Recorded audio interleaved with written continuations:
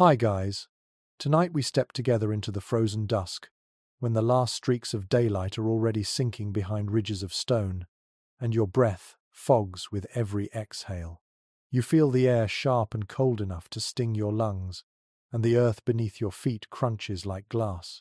The world outside is not gentle, it is winter at its harshest, when every creature struggles to survive the night.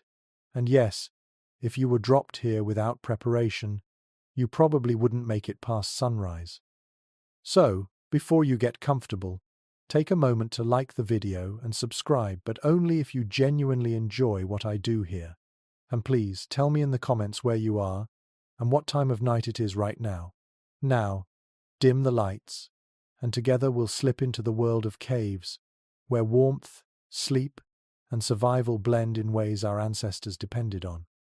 You trudge forward, snow catching at your ankles, the horizon fading into slate-grey shadows.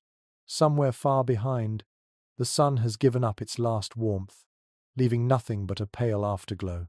The bite of wind lashes against your cheeks, raw and unkind. Every part of you longs for shelter, and just ahead you see the dark mouth of a cave, nothing more than a hollow carved by time and weather. Yet to you it feels like hope itself. You know that step inside, and the rules of the world change. Here the air steadies, the storm muffles, and night promises rest rather than exposure. The first step across that threshold is startling. One moment your ears are ringing with gusts, the next, silence descends. You smell damp stone, tinged with minerals and a faint, earthy musk that seeps from the ground itself. The cold is still there, of course, but softened, gentler, as if stone holds the air close. In fact, geologists have noted that caves maintain steadier temperatures than the surface, often hovering near the mean annual temperature of the region. It means that even in the depths of glacial winters, the cave doesn't swing as wildly as the blizzards outside. That stable atmosphere would have been a lifesaver for early humans seeking not just shelter but true rest. Your eyes adjust slowly, finding shapes, uneven walls, stones jutting like ribs, and patches of darker shadow where recesses dive deeper. You feel the ground firm beneath your boots, smooth in places, littered with pebbles in others. Your fingertips brush the stone, it is cool, slightly slick, as though polished by countless hands long before yours. You can almost sense them, people crouched here, huddled with children, carrying meat from the hunt, stacking firewood. Imagine them stepping in with you, whispering in languages lost to time. Archaeologists often remark on how natural shelters like this became prime winter refuges. Evidence of soot layers high on cave ceilings shows that fires burned here season after season, and yet historians still argue whether groups stayed all winter long or used caves as temporary stopovers. Some point to heavy deposits of ash, bones, and tools that suggest long-term residence, while others believe groups moved regularly, never staying too long in one place for fear of exhausting local resources. You may picture them either way, a band of kin making this hollow their winter nest, or wanderers passing through, grateful just for a few nights of warmth. As you settle on a ledge inside, listening to the faint whistle of air at the entrance, you notice how sound changes here. Outside, the world roared with wind. Inside, even your breathing seems louder, reverberating against stone. The acoustics of caves fascinated early people too, though not always in ways we fully understand. Some researchers speculate that echoing chambers inspired ritual singing or drumbeats. But in your case, right now, it simply means you can hear your own heartbeat calming after the struggle through the snow. It's a steady thump that reassures you are safe, at least for tonight. Imagine now the faint orange flicker of firelight beginning at the center of the chamber. Sparks catch, then wood snaps, releasing smoke that curls upward. The warmth radiates unevenly, reaching your shins first, then slowly brushing your face. The smell of charred resin fills the air, sharp yet comforting. Fire means more than heat, it is the line between life and death, the reason you can stretch out, sigh, and drift towards sleep without fear of freezing. It is also, quite literally, a clock. Without modern timekeeping, the fire's glow marked the hours. Brighter flames meant evening chatter, dwindling embers meant sleep was near. But before you lie down, you think of what cushions the ground. Stone is unyielding, its chill creeping into bones. So, you spread furs, perhaps from reindeer or bear, layered with straw or dried moss. These crude mattresses were surprisingly effective. Experimental archaeologists today have even built replicas, finding that moss mixed with pine needles resists insects and smells pleasantly fresh. A quirky tidbit? Some evidence suggests Neanderthals used ashes sprinkled into bedding as natural pest control, a primitive but clever trick against lice and fleas. So, you shift your weight onto those makeshift layers, and already you feel the difference. The stone no longer gnaws at your spine, and instead you sink into a nest softer than expected. As the fire crackles and smoke drifts, you notice the rhythm of others around you. Kinfolk draw close, voices hushed, hands busy with small chores. A child coughs, someone hums low. The group folds into itself, a circle of life against the void outside. Here in the flicker, with darkness pressing at the edges, the world feels small and contained. The outside blizzard cannot touch you. Wolves prowl but cannot enter, and so you breathe deeper, slower, ready to let the weight of the day slip away. The cave becomes a cocoon. Your eyelids droop. The warmth from the hearth combines with the insulating walls, cradling you like a second skin. The snowstorm still rages beyond, but for you, tonight, sleep will come easier than it ever could beneath open skies. The smell of damp stone lingers around you, soft yet insistent, clinging to your nostrils like a memory you cannot quite place. It is neither pleasant nor foul, something in between, something deeply ancient. You breathe it in, and it reminds you of earth after rain, of basements left untouched, of minerals slowly weeping down the walls. It feels heavy, grounding, almost like the cave itself is drawing you closer into its chest. You lie still for a moment, realizing that this is the smell your ancestors would have known intimately, the smell of safety when winter clawed at the world outside. Close your eyes, and you can sense how the cave transforms once you commit to staying inside. Outside, the wind shrieks, slicing like invisible knives, yet in here the air stills. There is cold, of course, but it is stable, less biting, more a cool embrace that does not change hour by hour. Modern scientists explain this phenomenon with simple physics. Stone absorbs and releases heat slowly, so it regulates extremes. For prehistoric families, that meant fewer shocks to the system, fewer icy blasts at night. A small detail, but one that could decide who thrived and who perished. You shift slightly, pressing your hand against the rock floor. It is damp. Moisture seeps here, condensing as tiny droplets that glisten like pearls along the rough surface. In the dim firelight, they sparkle faintly, winking back at you. That dampness is not just decoration. It meant water nearby, dripping from stalactites or collecting in shallow basins. Imagine the convenience, never straying far for a sip, never wandering into the dark forest in search of a stream while predators lurked. Still, historians debate whether such moisture made caves more of a burden. Some argue that damp stone chilled the body too much, worsening ailments like arthritis or coughs. Others counter that clever bedding layers of hides, branches, and ash offset the cold. You may find yourself siding with the latter, because as you lie here with furs beneath you, the damp doesn't feel like a threat. It feels like background music. There's a quirky observation from archaeologists. When they recreate ancient living spaces inside caves, they often remark on the cave smell, sticking to their clothes for days. It's a potent combination of minerals, ash, and dampness. That smell would have been part of every waking and sleeping moment for early humans. Children would have grown up with it embedded in memory, like how modern people recall the scent of home cooking or a familiar blanket. For you, Lying here in the dark, it becomes strangely comforting, even hypnotic, drawing you deeper into drowsiness. Your ears catch the faint sound of dripping water somewhere further inside, a steady plink, plink, plink. Each drop echoes, stretching into the silence as though the cave itself is speaking. Some anthropologists believe these natural sounds influence the rhythms of prehistoric sleep. Without clocks or electricity, the body listened to cues like this: drip patterns, crackling fire, howling wind outside. They formed an organic lullaby. And though historians still argue whether people of that era experienced segmented sleep, waking in the middle of the night for a first and second slumber, the evidence suggests that these natural cues shaped when and how deep they drifted off.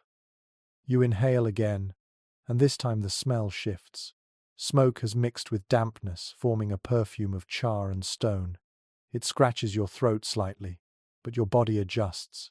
There is a peculiar trick the cave plays on smoke. Instead of dissipating quickly like outdoors, it lingers, curling and thickening, staining ceilings black. Archaeologists often point to those soot marks as fingerprints of long occupation. They are history written in ash. The downside? Smoke-irritated eyes, lungs, and sleep. Yet somehow, bodies adapted. You may feel the sting, but you also recognize that for early humans, smoky air signaled warmth and community. It was worth the price of a tickle in the throat. The air is not stagnant, though. Even as smoke drifts upward, faint currents circulate. At the cave entrance, icy wind still pushes in, colliding with warmer air from the fire.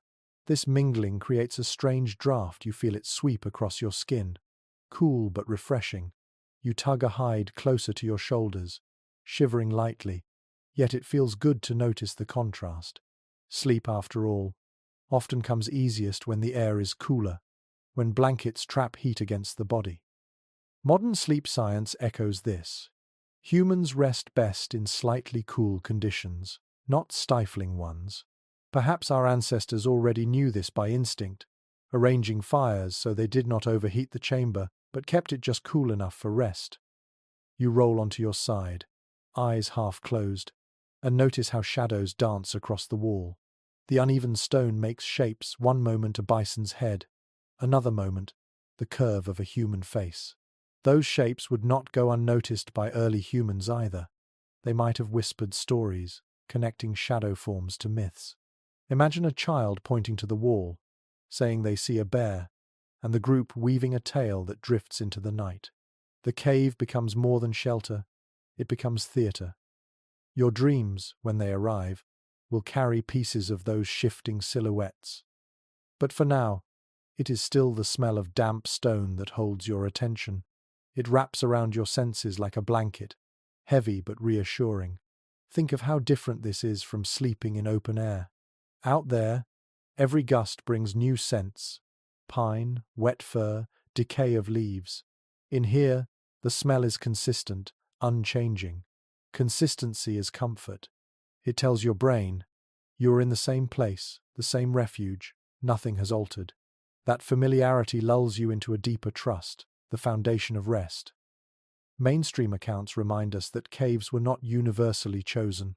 Many groups built huts or shelters even in winter. Yet caves offered this unique stability of air and smell. That lingering mineral scent signaled continuity across nights, perhaps even across generations. Historians wonder whether returning to the same cave season after season gave families a sense of identity, like a recurring winter home. Some researchers even suggest the caves became ancestral sites, places tied to memory and ritual. You can feel that possibility here when the scent fills your lungs. It feels almost sacred, as though others before you also breathed it in, also sighed with relief. Your body responds slowly to these cues. Muscles unclench, breathing evens out. The stone smell may not be sweet, but it signals safety. You let your head rest against a folded fur, cheek pressed into its rough softness. Around you, the others settle too, their movements small and deliberate. A cough here, a shuffle there, but gradually all fades. The cave fills with steady rhythms of breathing. It is like a chorus of rest, each person contributing a note to the lullaby. You drift within it, carried by the mixture of stone, smoke, and warmth. A final curious thought comes to you before sleep pulls harder. Some modern spelunkers claim they dream more vividly after long hours in caves, attributing it to air composition, darkness, or acoustics. Could it be that your ancestors also dreamed more vividly here, their stories more colorful because the environment itself encouraged it? Historians have no clear answer. They still debate whether cave life sharpened imagination or dulled it. But as your eyelids droop, you suspect the former. Because the cave is not empty, it hums with water drops, whispers with draughts, and perfumes the air with damp stone. It feels alive, and in its presence, your mind is already half in the realm of dreams. You pull the fur higher, nestle deeper into the bedding, and let the stone's smell seep into every sense. Safe, grounded, and suspended in this cavern womb, you yield to the night. You crouch closer to the center of the chamber, watching as sparks jump from flint to tinder, and fire begins its slow transformation from fragile ember to roaring life. Your hands ache from the cold, knuckles stiff, but you strike again and again, determined to coax warmth out of stone. At last the tinder smoulders, a thin thread of smoke rises, and then like magic the first flame appears. It dances with nervous energy, eager and unstable, until you feed it twigs and resin. Soon, a steady blaze licks the darkness away. Most archaeological evidence suggests that the mastery of fire was humanity's great turning point. For survival in freezing winters, nothing rivaled the hearth. It provided heat for the body, protection from predators, and even a psychological calmness that soothed restless nights. Without it, no amount of furs or caves could keep you alive through bitter months. Fire was more than survival, it was transformation. It reshaped sleep, allowing people to drift off without constant shivers or dread of frostbite. Your senses flood with the smell of burning wood, sharp, sweet, and smoky all at once. It fills the cave with both comfort and hazard. The ceiling begins to darken, faint streaks of soot collecting like shadows that will last for centuries. Archaeologists who excavate caves today still trace these black stains, recognizing them as signatures of long nights exactly like the one you are imagining now. They speak of continuity, countless generations huddled around similar fires, listening to the same crackle, staring at the same shifting glow. A curious little finding is that ancient hearths often contain not only wood ash but crushed bones. Some scientists believe bone was used as supplementary fuel when wood was scarce, producing a hotter and longer-lasting flame. Imagine the sharp smell of burning marrow filling the chamber acrid. Yes, but essential when survival outweighed delicacy. It's an odd thought, isn't it? A fire built partly on the remains of yesterday's feast, keeping you alive as you drift into sleep. As you extend your hands toward the blaze, heat seeps slowly into your fingers, thawing the ache. The warmth spreads across your chest, and you feel your breathing deepen, slower and steadier. It is remarkable how much the human body responds to firelight. Even today, researchers note that staring at flames lowers heart rate, easing anxiety. You sense that same ancient relaxation creeping in, the way your ancestors must have leaned back, eyes half closed, lulled by the gentle rhythm of flickering light. Of course, fire is not without risk. The cave mouth draws in wind, which occasionally sends sparks flying dangerously close to hides and hair. Children are hushed, reminded not to play too near. Adults keep a cautious eye on the embers, knowing a stray flame could undo all safety. Specialists remain split on how early humans managed these hazards. Some propose that careful hearth designs, stone circles, hollowed pits kept flames under control. Others think fire was more chaotic, requiring constant vigilance. You might lean toward the second, since you can feel the tension even as you relax, one ear always tuned for the crackle that signals trouble. But the benefits far outweighed the dangers. The fire doesn't just warm your body, it extends your day. Without it, Darkness would swallow everything the moment the sun set. With it, hours stretch longer. You can sit, talk, mend tools, tell stories, and yes, prepare for deeper sleep. Fire restructured time itself. It gave you twilight, a liminal space between day and night where the mind could wind down gradually. This transition mattered for rest, just as our modern bedtime routines matter now. The cave becomes a world of color thanks to the flames.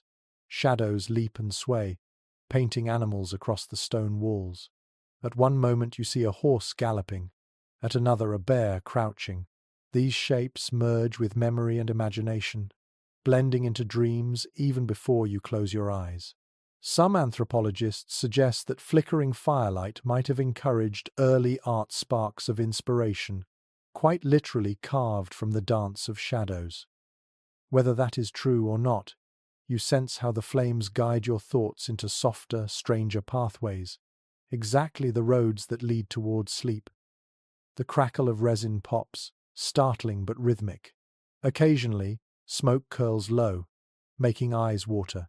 You wipe at your lashes, and the sting reminds you how fragile comfort is. Yet even this discomfort carries reassurance. Smoke drives insects away. Ash, sprinkled over bedding, deters pests. Fire guards in more ways than one. A modern quirk of anthropology notes that sleeping near smoke also reduced parasite loads, keeping families healthier in the long run.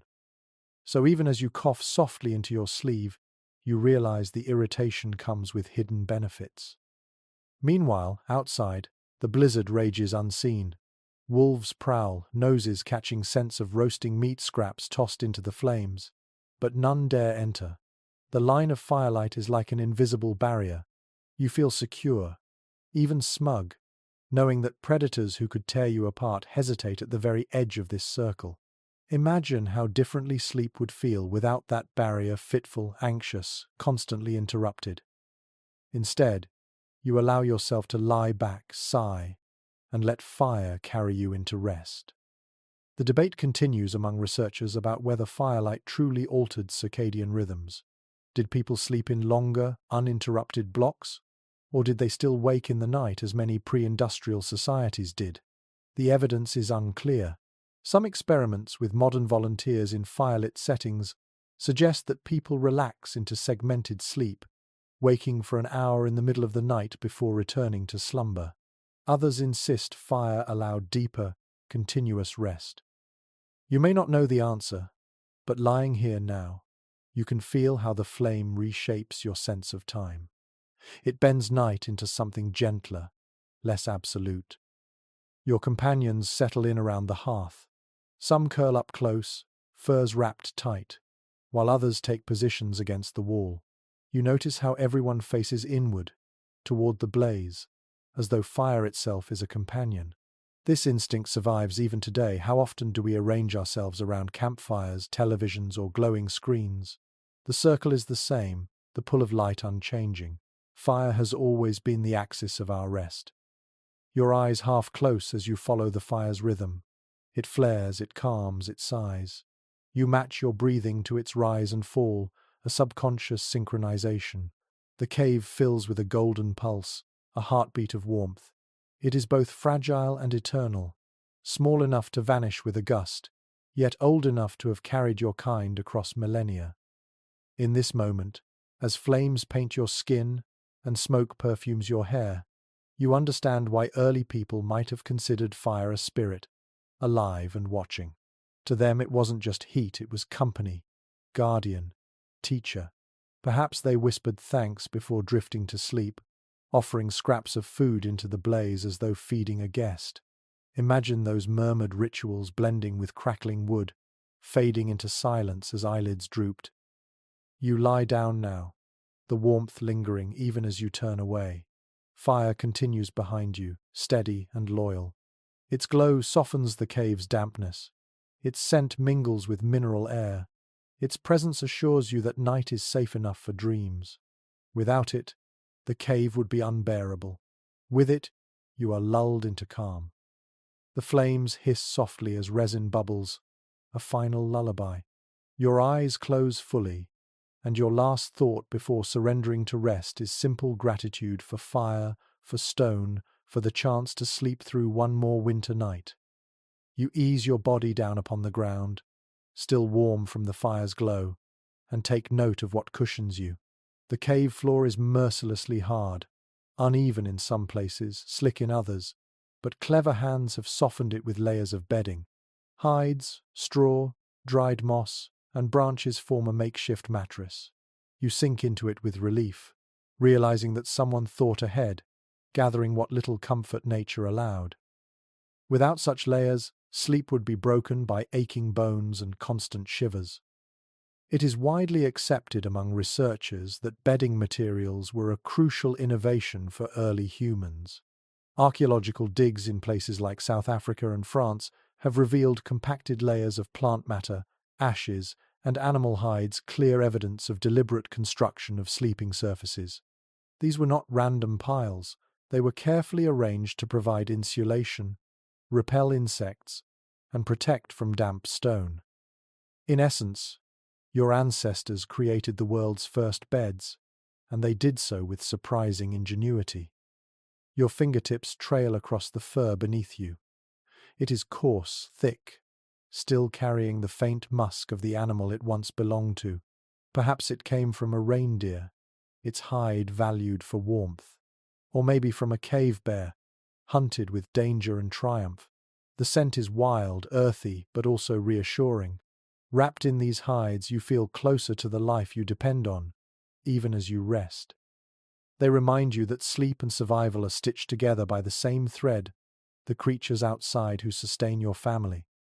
Among the stranger traces discovered in caves are remains of bedding sprinkled with ash.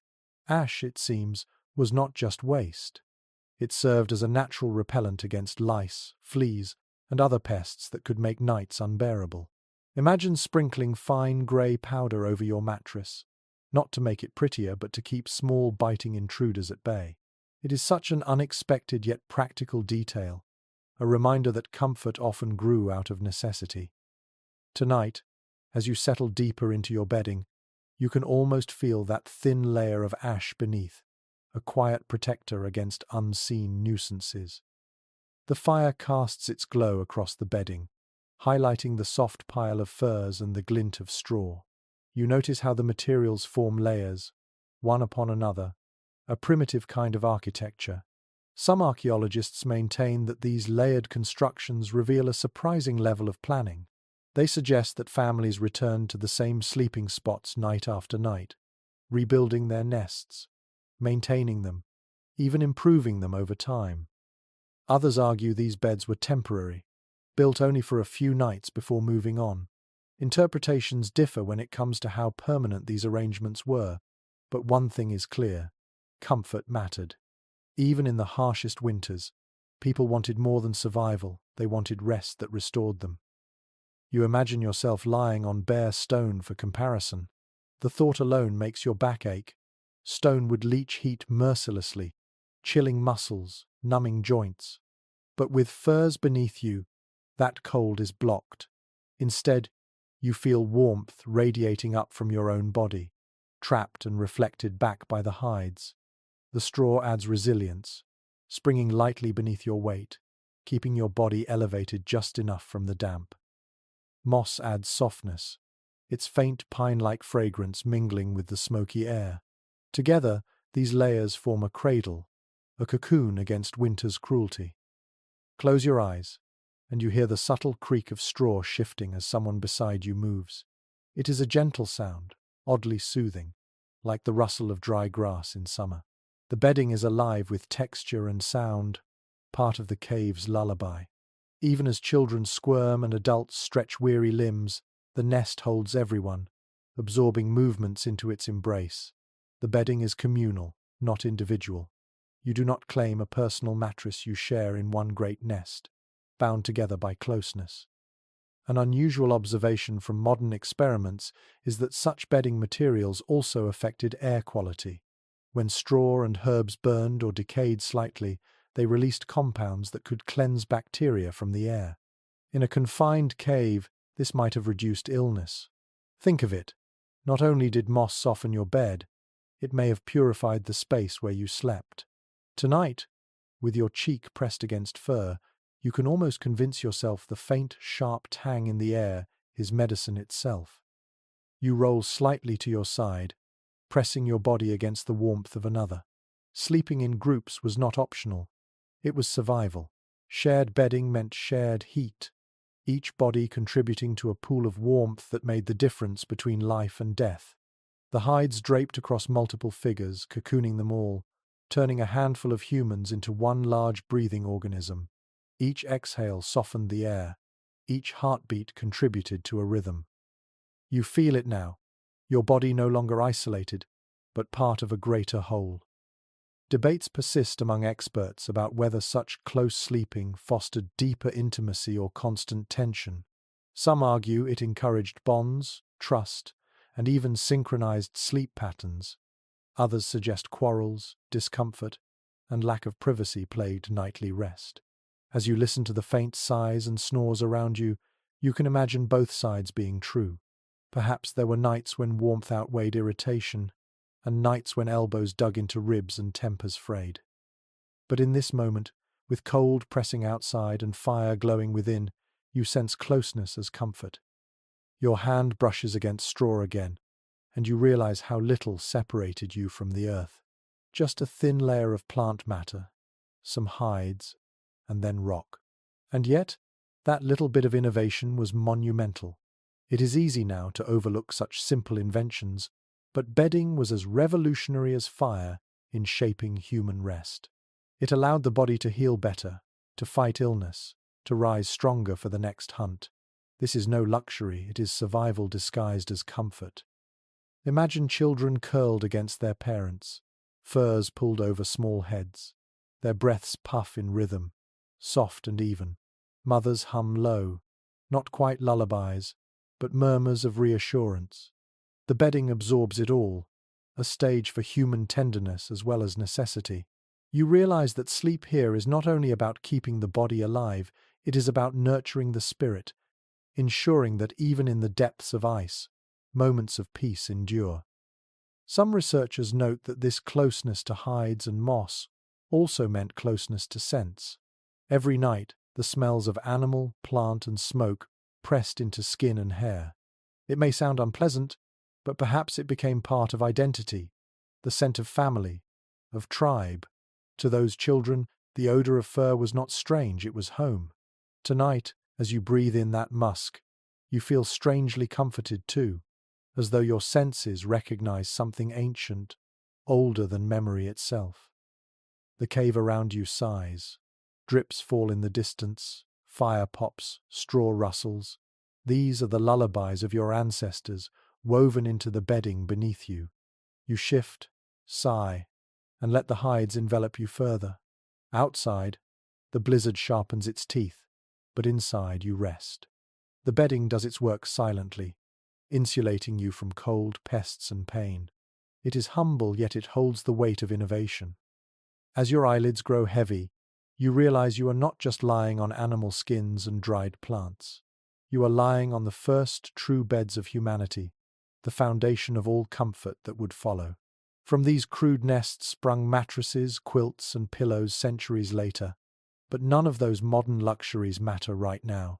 What matters is the warmth seeping into your bones, the softness beneath your cheek, and the gentle knowledge that you will make it through the night. The fire has settled into a steady glow now, not roaring, not threatening to vanish, but humming along as if it, too, has found a rhythm for sleep. You lie back, half-lidded eyes gazing upward, and there it is, the gentle hush of water dripping from some unseen stalactite in the depths of the cave. Plink, plink. The sound stretches across the chamber, echoing in ways that transform the smallest droplet into something grand. It feels like a metronome keeping time in the darkness, a patient and eternal lullaby whispered by stone itself. Excavations consistently reveal that prehistoric caves bore signs of water erosion and dripstone formations. Many shelters chosen for winter survival were not just empty cavities but living spaces shaped by centuries of dripping, flowing water.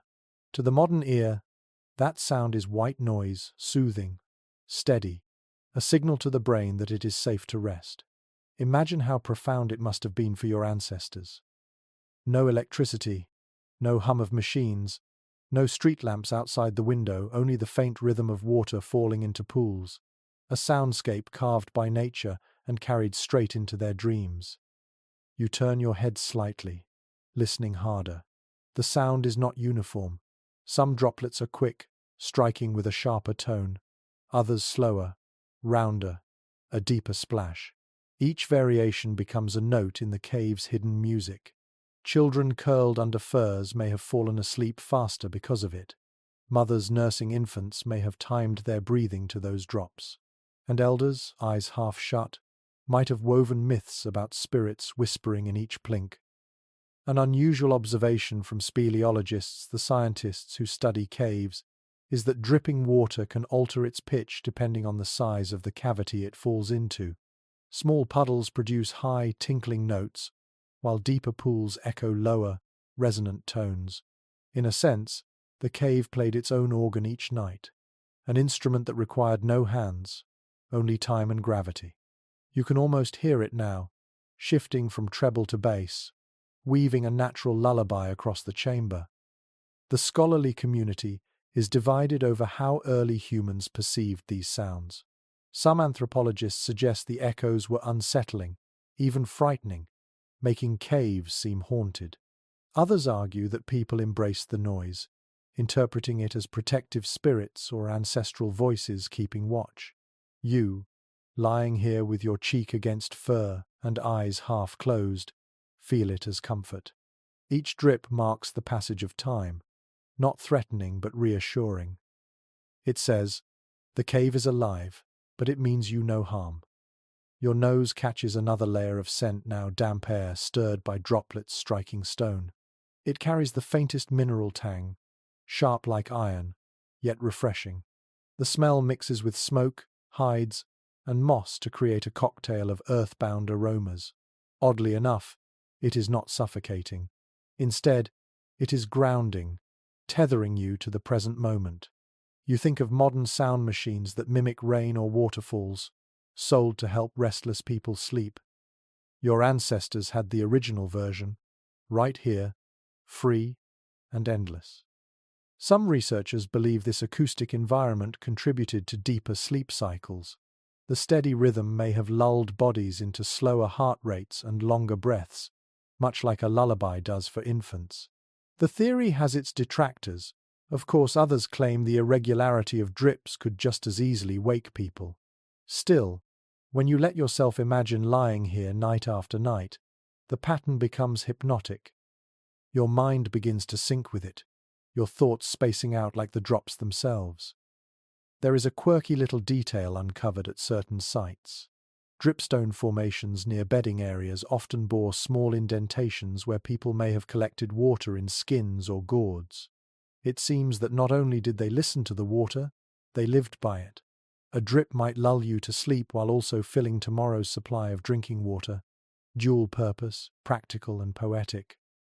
Tonight, as you listen, you imagine a gourd catching those plinks, a steady resource gifted by the cave's own heartbeat. The drip echoes further into the chamber, mixing with the crackle of embers. Together they create layers of soundfire's warmth in one ear, water's patience in the other. You realize how balanced it feels. Flame and drip, heat and cool, light and dark. Each sense is attended to, each need mirrored. The cave provides not just walls but a symphony. Sleep doesn't creep in through silence, it flows in through harmony. You shift on your bedding, noticing how every movement carries into the quiet. A rustle of straw, a sigh from someone nearby, all swallowed into the greater resonance. The dripping water becomes a backdrop, masking small disturbances, smoothing rough edges. It is like the hum of traffic lulling modern sleepers, only purer, untouched by human machines. Perhaps this was one of nature's gifts, sound designed not to distract but to cradle. Some elders, you imagine, might have told children that the droplets were messages from the spirit world, each plink a word, each echo a reminder that ancestors lingered. In fact, some scholars argue that caves themselves were viewed as liminal spaces, the thresholds between the living world and the underworld. If so, then these water sounds would have deepened that mystique. Yet even if interpreted as otherworldly, they weren't always feared. Instead, they could be reminders of protection, of unseen presences keeping watch while the family slept. Your eyes droop as you follow the rhythm. You don't count the drops, they count you, marking your slow surrender into rest. Every plink is a nudge downward, every echo a hand guiding you deeper. You let it happen, no resistance, just trust. Before you drift fully, you remember a modern experiment where volunteers slept inside caves for weeks without clocks or sunlight. Many of them reported unusual dreams, vivid and immersive, often tied to the sound of dripping water. One volunteer even claimed they felt the cave was breathing with them. Whether that was real or imagined, you can sympathize. Right now, the cave feels alive. Its drips a pulse in your ears, synchronizing with your chest. Outside, the storm howls, but you barely notice. Wolves, snow, cold, they are muffled into nothingness. Inside, only fire and water remain, ancient opposites blending into one gentle song. You curl closer into your bedding, body loose, mind softened, and accept the lullaby. You may not know if this is superstition or science, comfort or coincidence, but tonight, the dripping water belongs to you. It will carry you into dreams as faithfully as it has carried countless generations before. Smoke curls upward in lazy spirals, finding its way to the roof of the cave, where soot marks spread like dark wings. You watch the fire's breath stretch higher, thinning as it climbs, and then pooling in a heavy haze near the ceiling. It clings there, stubborn, only escaping through cracks and fissures invisible in the shadows. Your lungs catch slightly with each inhale, but you've already learned to live with it. This is the price of warmth and safety, air that scratches at the throat, eyes that water, yet bodies that survive. Most archaeologists agree that soot deposits are among the clearest signs of long-term cave habitation. When excavators tilt their lights towards ceilings, the blackened crust tells its own story. Years upon years of hearths burning in the same spots. Families, seasons, generations, layer after layer of smoke, sealed into stone like an archive. To the untrained eye, it looks like nothing more than dirt. But to experts, it's a diary written in charcoal, proof that people found this air breathable enough to endure, even when it wasn't exactly pleasant. You cough lightly, but then chuckle at the thought. Even discomforts can feel comforting when they are familiar. The sting of smoke in your eyes is shared by everyone around you, grandparents, children, hunters returned from the chase. It is communal irritation, softened by laughter and habit. A modern oddity. Researchers who replicated cave living in controlled settings reported that some volunteers claimed to miss the smoke after leaving. They described it as part of the cave's personality, a smell that became inseparable from memory. Tonight, you can understand that strange affection. Archaeologists continue to debate how ancient people managed ventilation. Some propose they built small fires near cave mouths, letting drafts carry smoke outward. Others insist larger hearths were placed deeper inside, smoke pooling, until winds eventually dragged it out. Neither explanation fully satisfies. You sit in the haze and realize both might be true solutions, shifting with cave design, weather, or simple necessity. What matters isn't perfection but survival. Breathing a little smoke was better than freezing to death outside. Still, the body adapted in clever ways. You notice how those around you stay low, close to the floor where air is clearer. Infants rest in hollows lined with hides, where smoke has thinned. Adults crouch, never standing fully upright unless necessary. It becomes instinct, a posture born of survival. You too are just lying lower, drawing each breath carefully, savoring the difference between fresh air near the ground and the heavier layer above. One odd but delightful detail unearthed in some caves: stalactites coated with soot, darkened permanently by smoke that brushed them nightly. Imagine the cave itself slowly transformed by each exhale of fire. What once was pale limestone became painted black, a collaboration between humans and stone. Even thousands of years later, those formations still carry the memory of smoke. You gaze upward and picture that transformation happening here, even as you lie beneath it. Your skin prickles with the warmth fire provides, yet smoke tempers it, reminding you not to grow complacent. You think about balance: too much fire and the cave suffocates, too little and the cold steals your rest. The line between comfort and danger is razor thin. Families must have learned through trial and error, adjusting, experimenting, teaching each generation how to tend flames just enough. Specialists remain split on whether fire tenders were chosen by role. Perhaps certain adults always kept watch, or if everyone took turns. Either way, the presence of smoke was constant, woven into every night of winter. You rub your eyes, watering from the haze, and feel oddly drowsy. Some scientists suggest that carbon particles or lower oxygen might have influenced sleep, pushing people into deeper states more quickly. The idea isn't proven, but as you blink heavily, it feels plausible. Smoke, for all its irritation, may have been a strange ally of slumber. Your ancestors, dozing with watery eyes, might have slid into dreams faster than they ever would have under clear skies. The sound of crackling wood continues, each pop a reminder that smoke is always moving. It snakes upward, reshaping shadows, curling into invisible paths. You imagine the cave roof mottled with scars of flame, layers of soot mingled with dripping minerals. Over centuries, smoke became part of the geology, fossilized evidence of nights like this. Without words or symbols, people inscribed their presence into stone simply by surviving. An unusual observation by modern cave explorers is how the smell of old soot lingers even in caves abandoned for millennia. Step into one, and you may still detect faint char, a whisper of fires long gone. It is a sensory time machine, pulling you back across eras.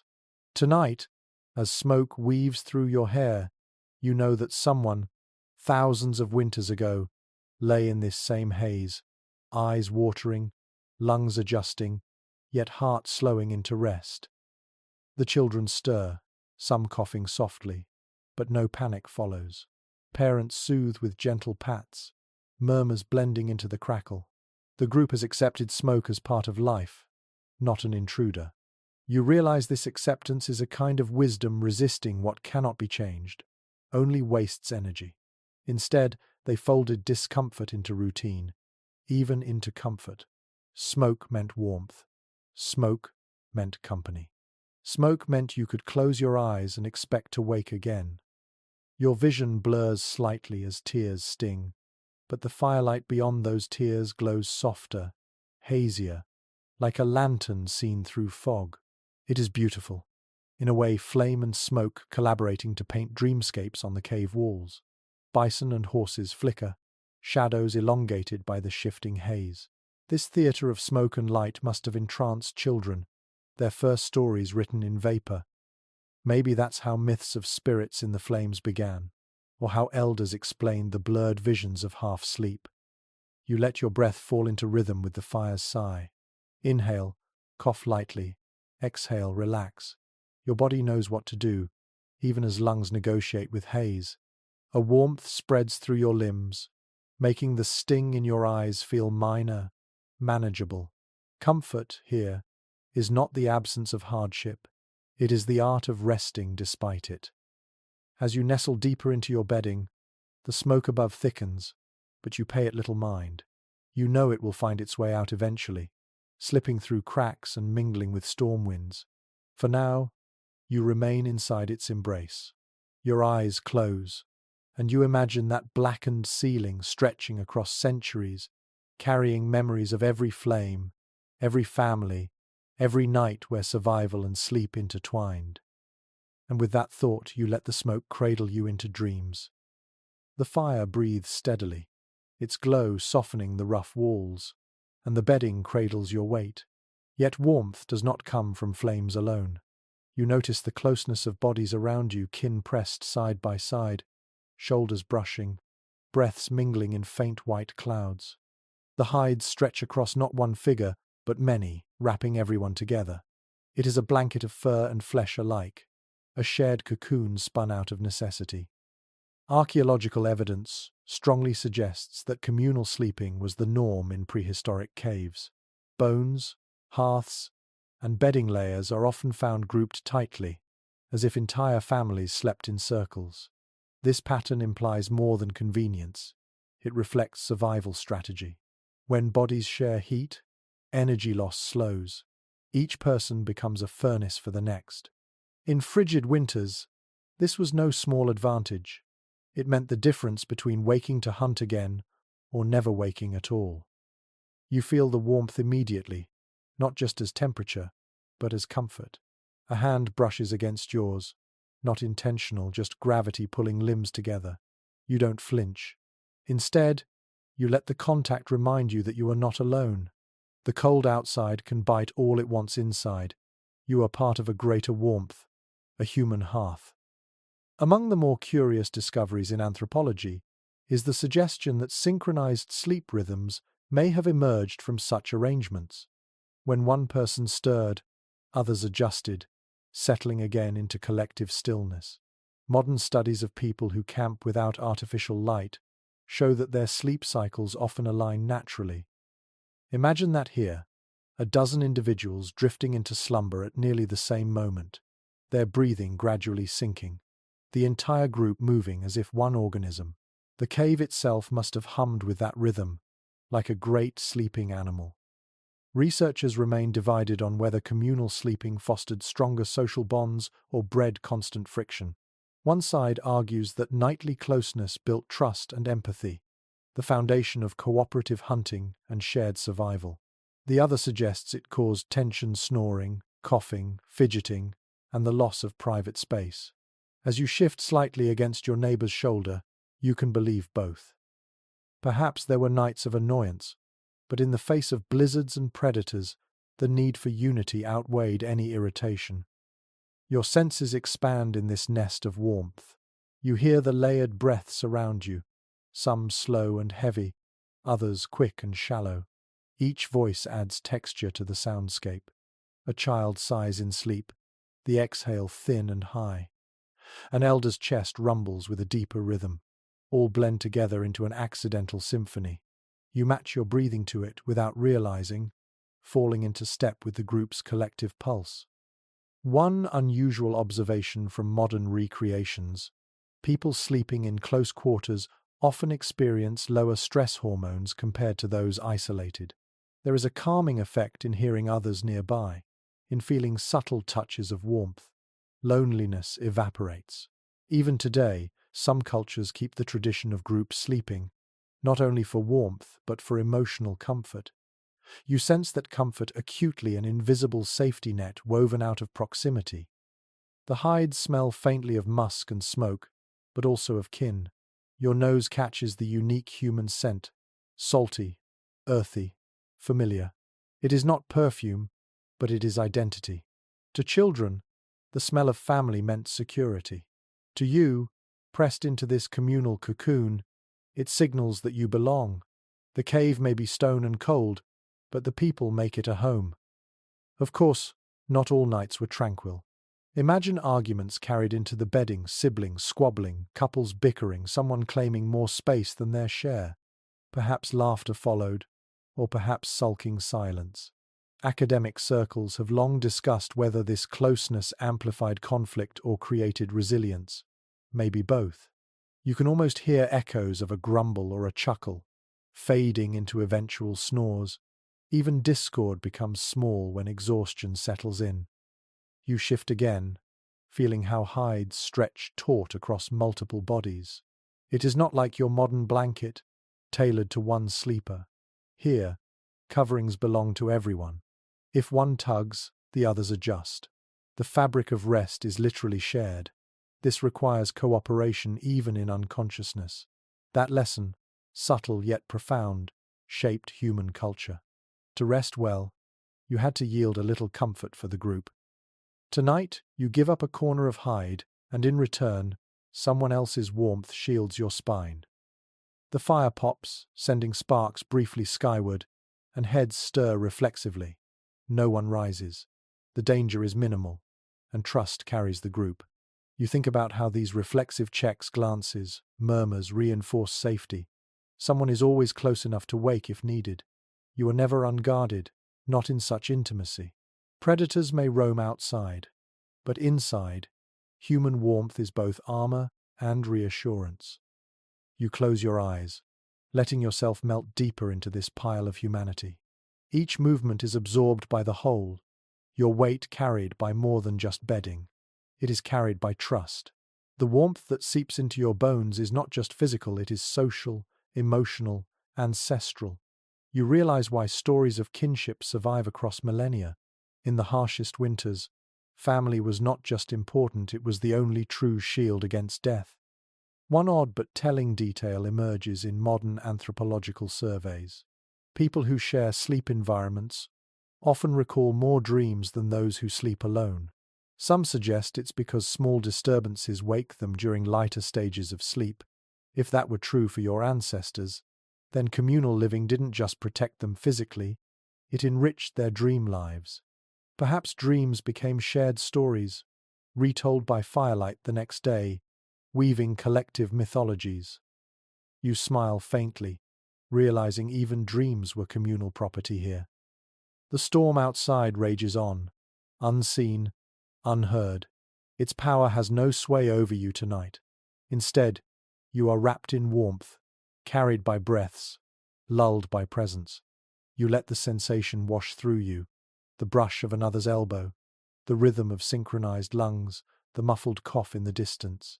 These are not annoyances, they are proof that you are not alone, that you belong to a circle of life enduring the ice. Your body loosens, muscles unclenching, heart slowing. You surrender not just to sleep, but to the group's collective slumber. Your eyelids droop, heavy, as warmth and sound blur into one steady current. Outside, wolves pace. Inside, you dream. The warmth of bodies fades into the hush of awareness.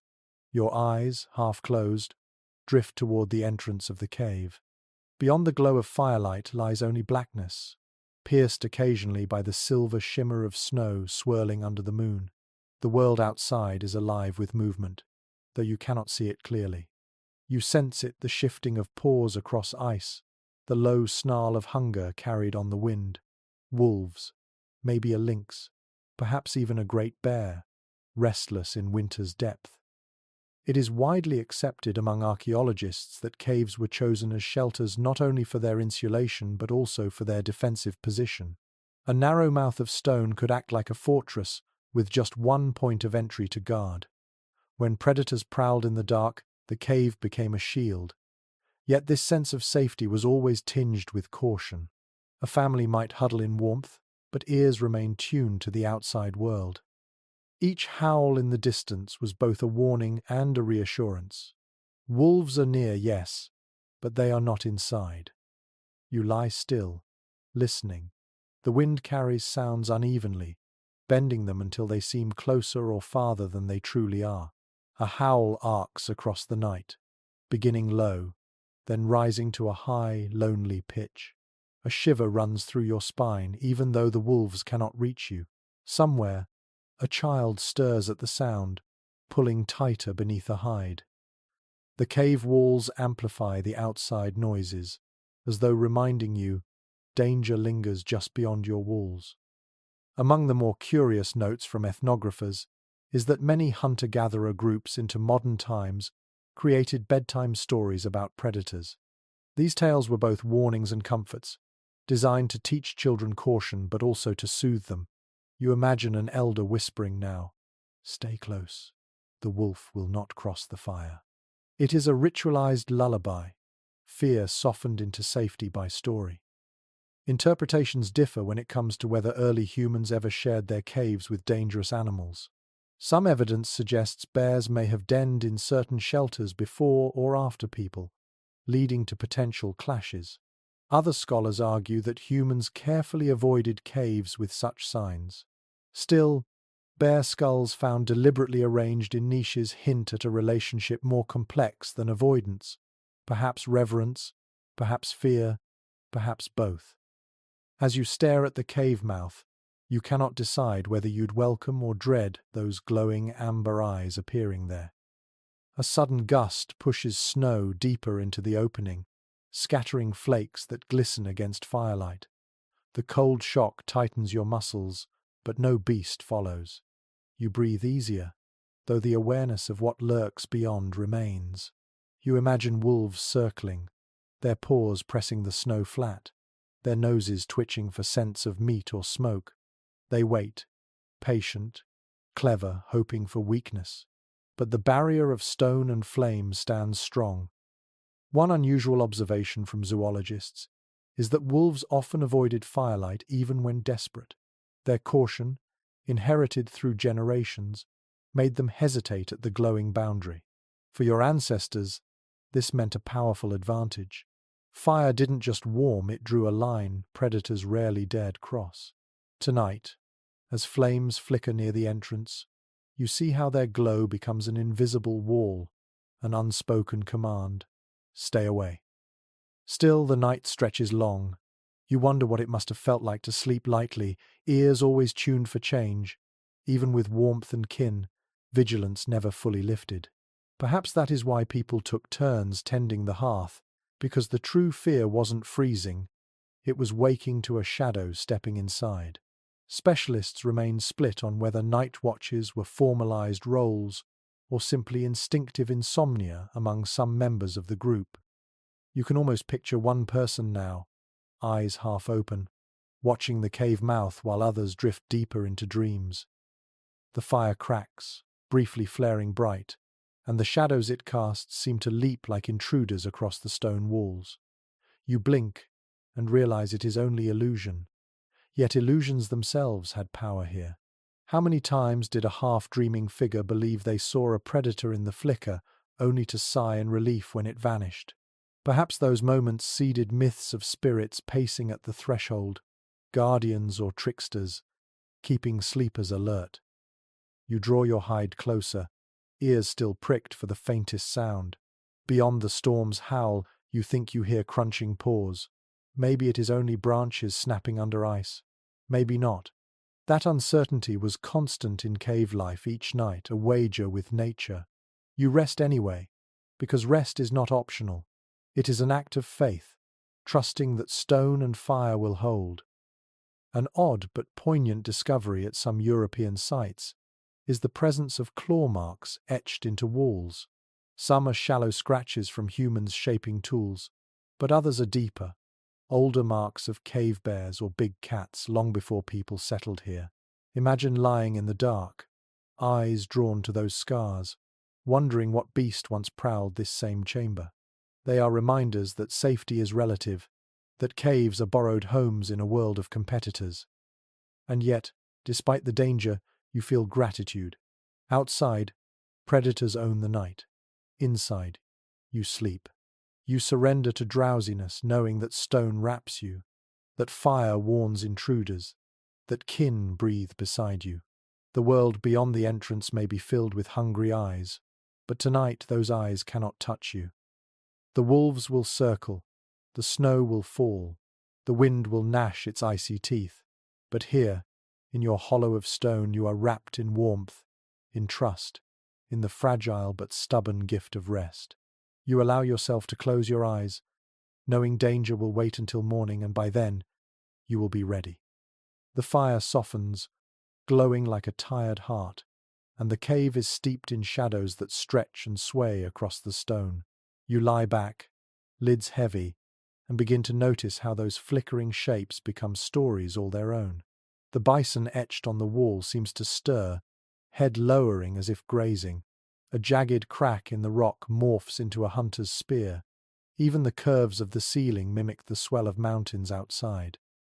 It is not stillness, you see, but a moving theatre, an endless play of light and stone. Excavations at Paleolithic sites show evidence of deliberate use of fire near painted surfaces, suggesting that early artists may have understood how flicker transformed their work. It is widely accepted among researchers that shadows gave the art motion, breathing life into static figures. Children lying on bedding would have seen not just ochre lines but herds running, predators stalking, spirits leaping. Sleep came not in silence but through immersion in this visual dreamscape. You blink slowly, mesmerized. The shadows lengthen, shorten, ripple. Your mind begins to play tricks, turning the randomness of light into coherent patterns. A horse gallops. A bird spreads its wings. Perhaps this was humanity's first cinema. Stories performed by flame long before words etched them. It is hypnotic, this unintentional show. You understand how imagination and sleep blurred together in these spaces. A curious little finding from cave excavations: soot, stained bones with sharpened ends, possibly used as primitive lamps. Researchers believe these bones were filled with fat and lit, casting longer, steadier glows against walls. That extended the shadow play, creating slower, more deliberate dances of light. Imagine lying here, eyes drifting shut, watching a lamp-fed shadow stretch across the ceiling like a migrating bird. Even dreams might begin with those illusions, carried forward into the night. Interpretations differ when it comes to whether these shapes inspired myths or merely entertained restless minds. Some scholars suggest the shadow shows birthed ritual spirits of animals returning through art, guiding hunters in dreams. Others argue it was simpler, a distraction that soothed children and calmed nerves before rest. Neither explanation is certain, yet as you watch shapes stretch and flicker, you realize it doesn't matter. Whether divine or mundane, the result is the same: peace, fascination, the gentle surrender to drowsiness. You let your eyes wander along the jagged stone. The cracks and bulges create endless possibilities: faces, beasts, landscapes. A child whispers softly, pointing to a shadow that looks like a bear. An elder chuckles, weaving a tale about a great spirit watching from above. The story doesn't last long before the rhythm of breathing takes over, but the impression lingers. The cave itself has spoken, its voice a chorus of shadows. An unusual observation from experimental archaeology: modern people placed in firelit caves often report the same sensation: shadows shifting into recognizable shapes, even when they know it's illusion. Our brains crave patterns, finding meaning in randomness. To your ancestors, without scientific explanation, those patterns may have felt like genuine visions. Sleep must have come tinged with awe, as if the world itself leaned down to whisper before you closed your eyes. The shadows ripple across your own skin, painting you in tiger stripes of light and dark. You watch your hand turn into a claw, your outlines stretch into something monstrous. Children likely played with such shapes, their fingers creating birds, wolves, or spirits on the walls. In those playful acts, comfort grew. Fear of the dark melted into laughter, then into slumber. You can almost hear giggles echoing through the chamber, soon swallowed by yawns. Researchers remain divided on whether such nightly shadow shows were intentional or incidental. Did people build fires precisely to animate art, or was it a happy accident of survival? Specialists have yet to settle this debate, but you feel the truth lies somewhere in between. Fire was necessity, art was expression, and together they made nights magical. No one needed to plan it, shadows danced regardless, and people embraced the wonder. The fire crackles again, flaring briefly, and the shadows leap wildly, chaotic, dizzying. You catch your breath, startled, then laugh softly at your own reaction. How many times did your ancestors do the same, startled awake, heart racing, only to realize it was nothing but light and stone? Perhaps these moments even trained the mind, blending vigilance with imagination, teaching humans to balance fear with curiosity. The cave grows warmer as hides and bodies trap heat, yet the shadows remain restless, shifting with every twitch of flame. You begin to let them blur, no longer seeking meaning, simply watching movement. The effect is hypnotic, like staring at ocean waves or drifting clouds. Your thoughts grow slow, your body heavy, The shadow play is no longer entertainment but a pathway, easing you gently into the threshold of dreams. One odd but compelling idea from certain scholars that early humans may have practiced a form of guided dreaming through such rituals. By focusing on shapes before sleep, they carried those images into their subconscious, where they mingled with memory and desire.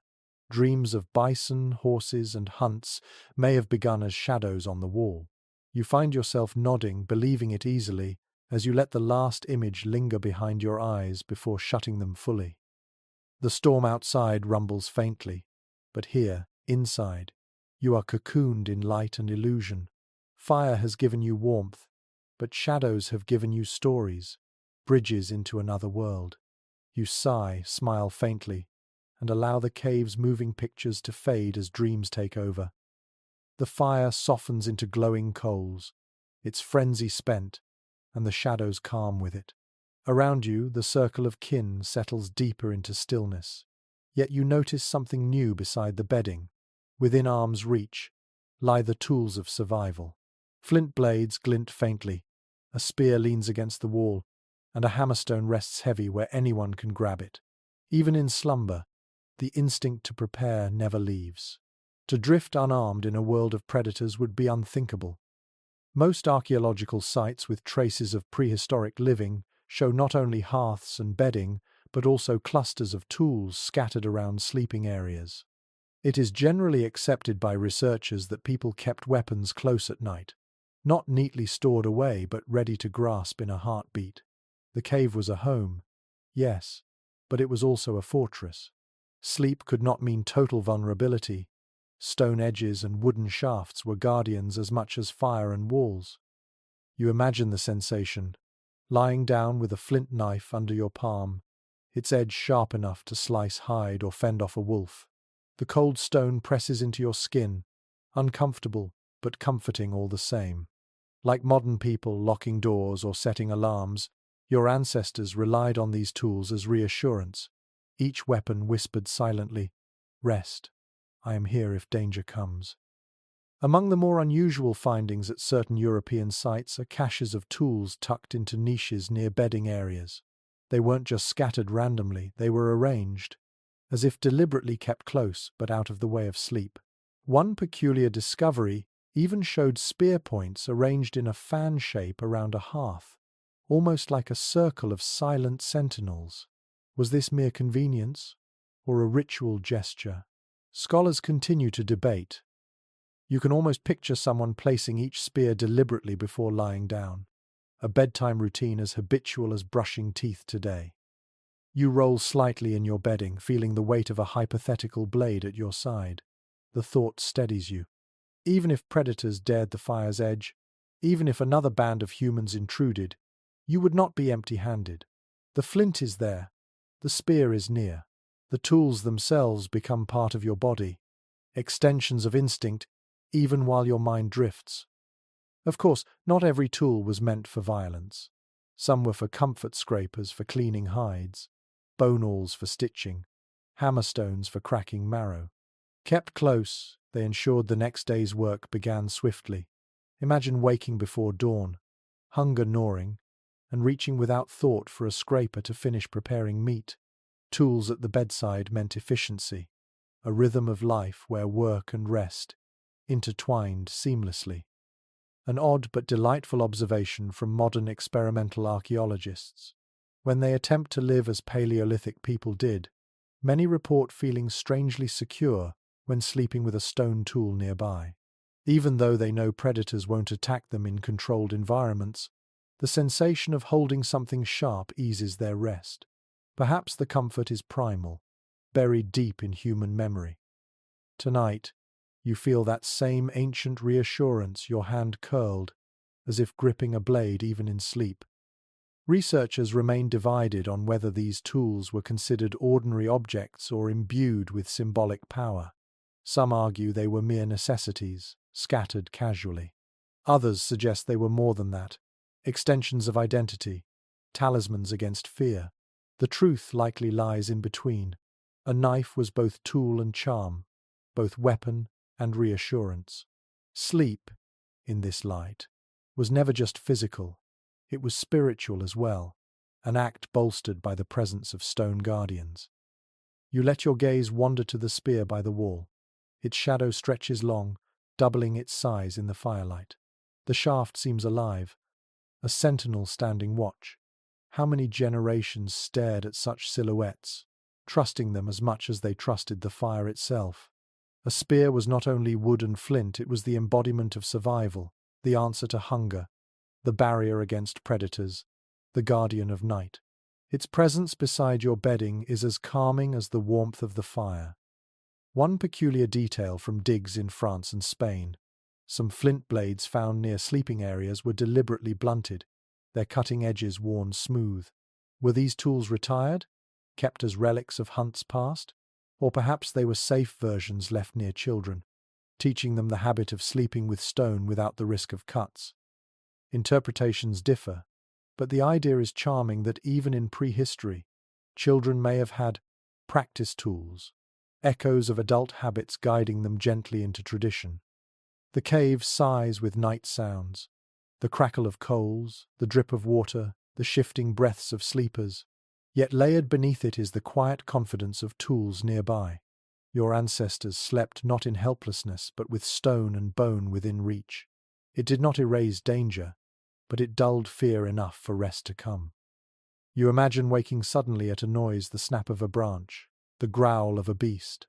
In that moment, your hand would already know where to reach, your body rising half from instinct, half from practice.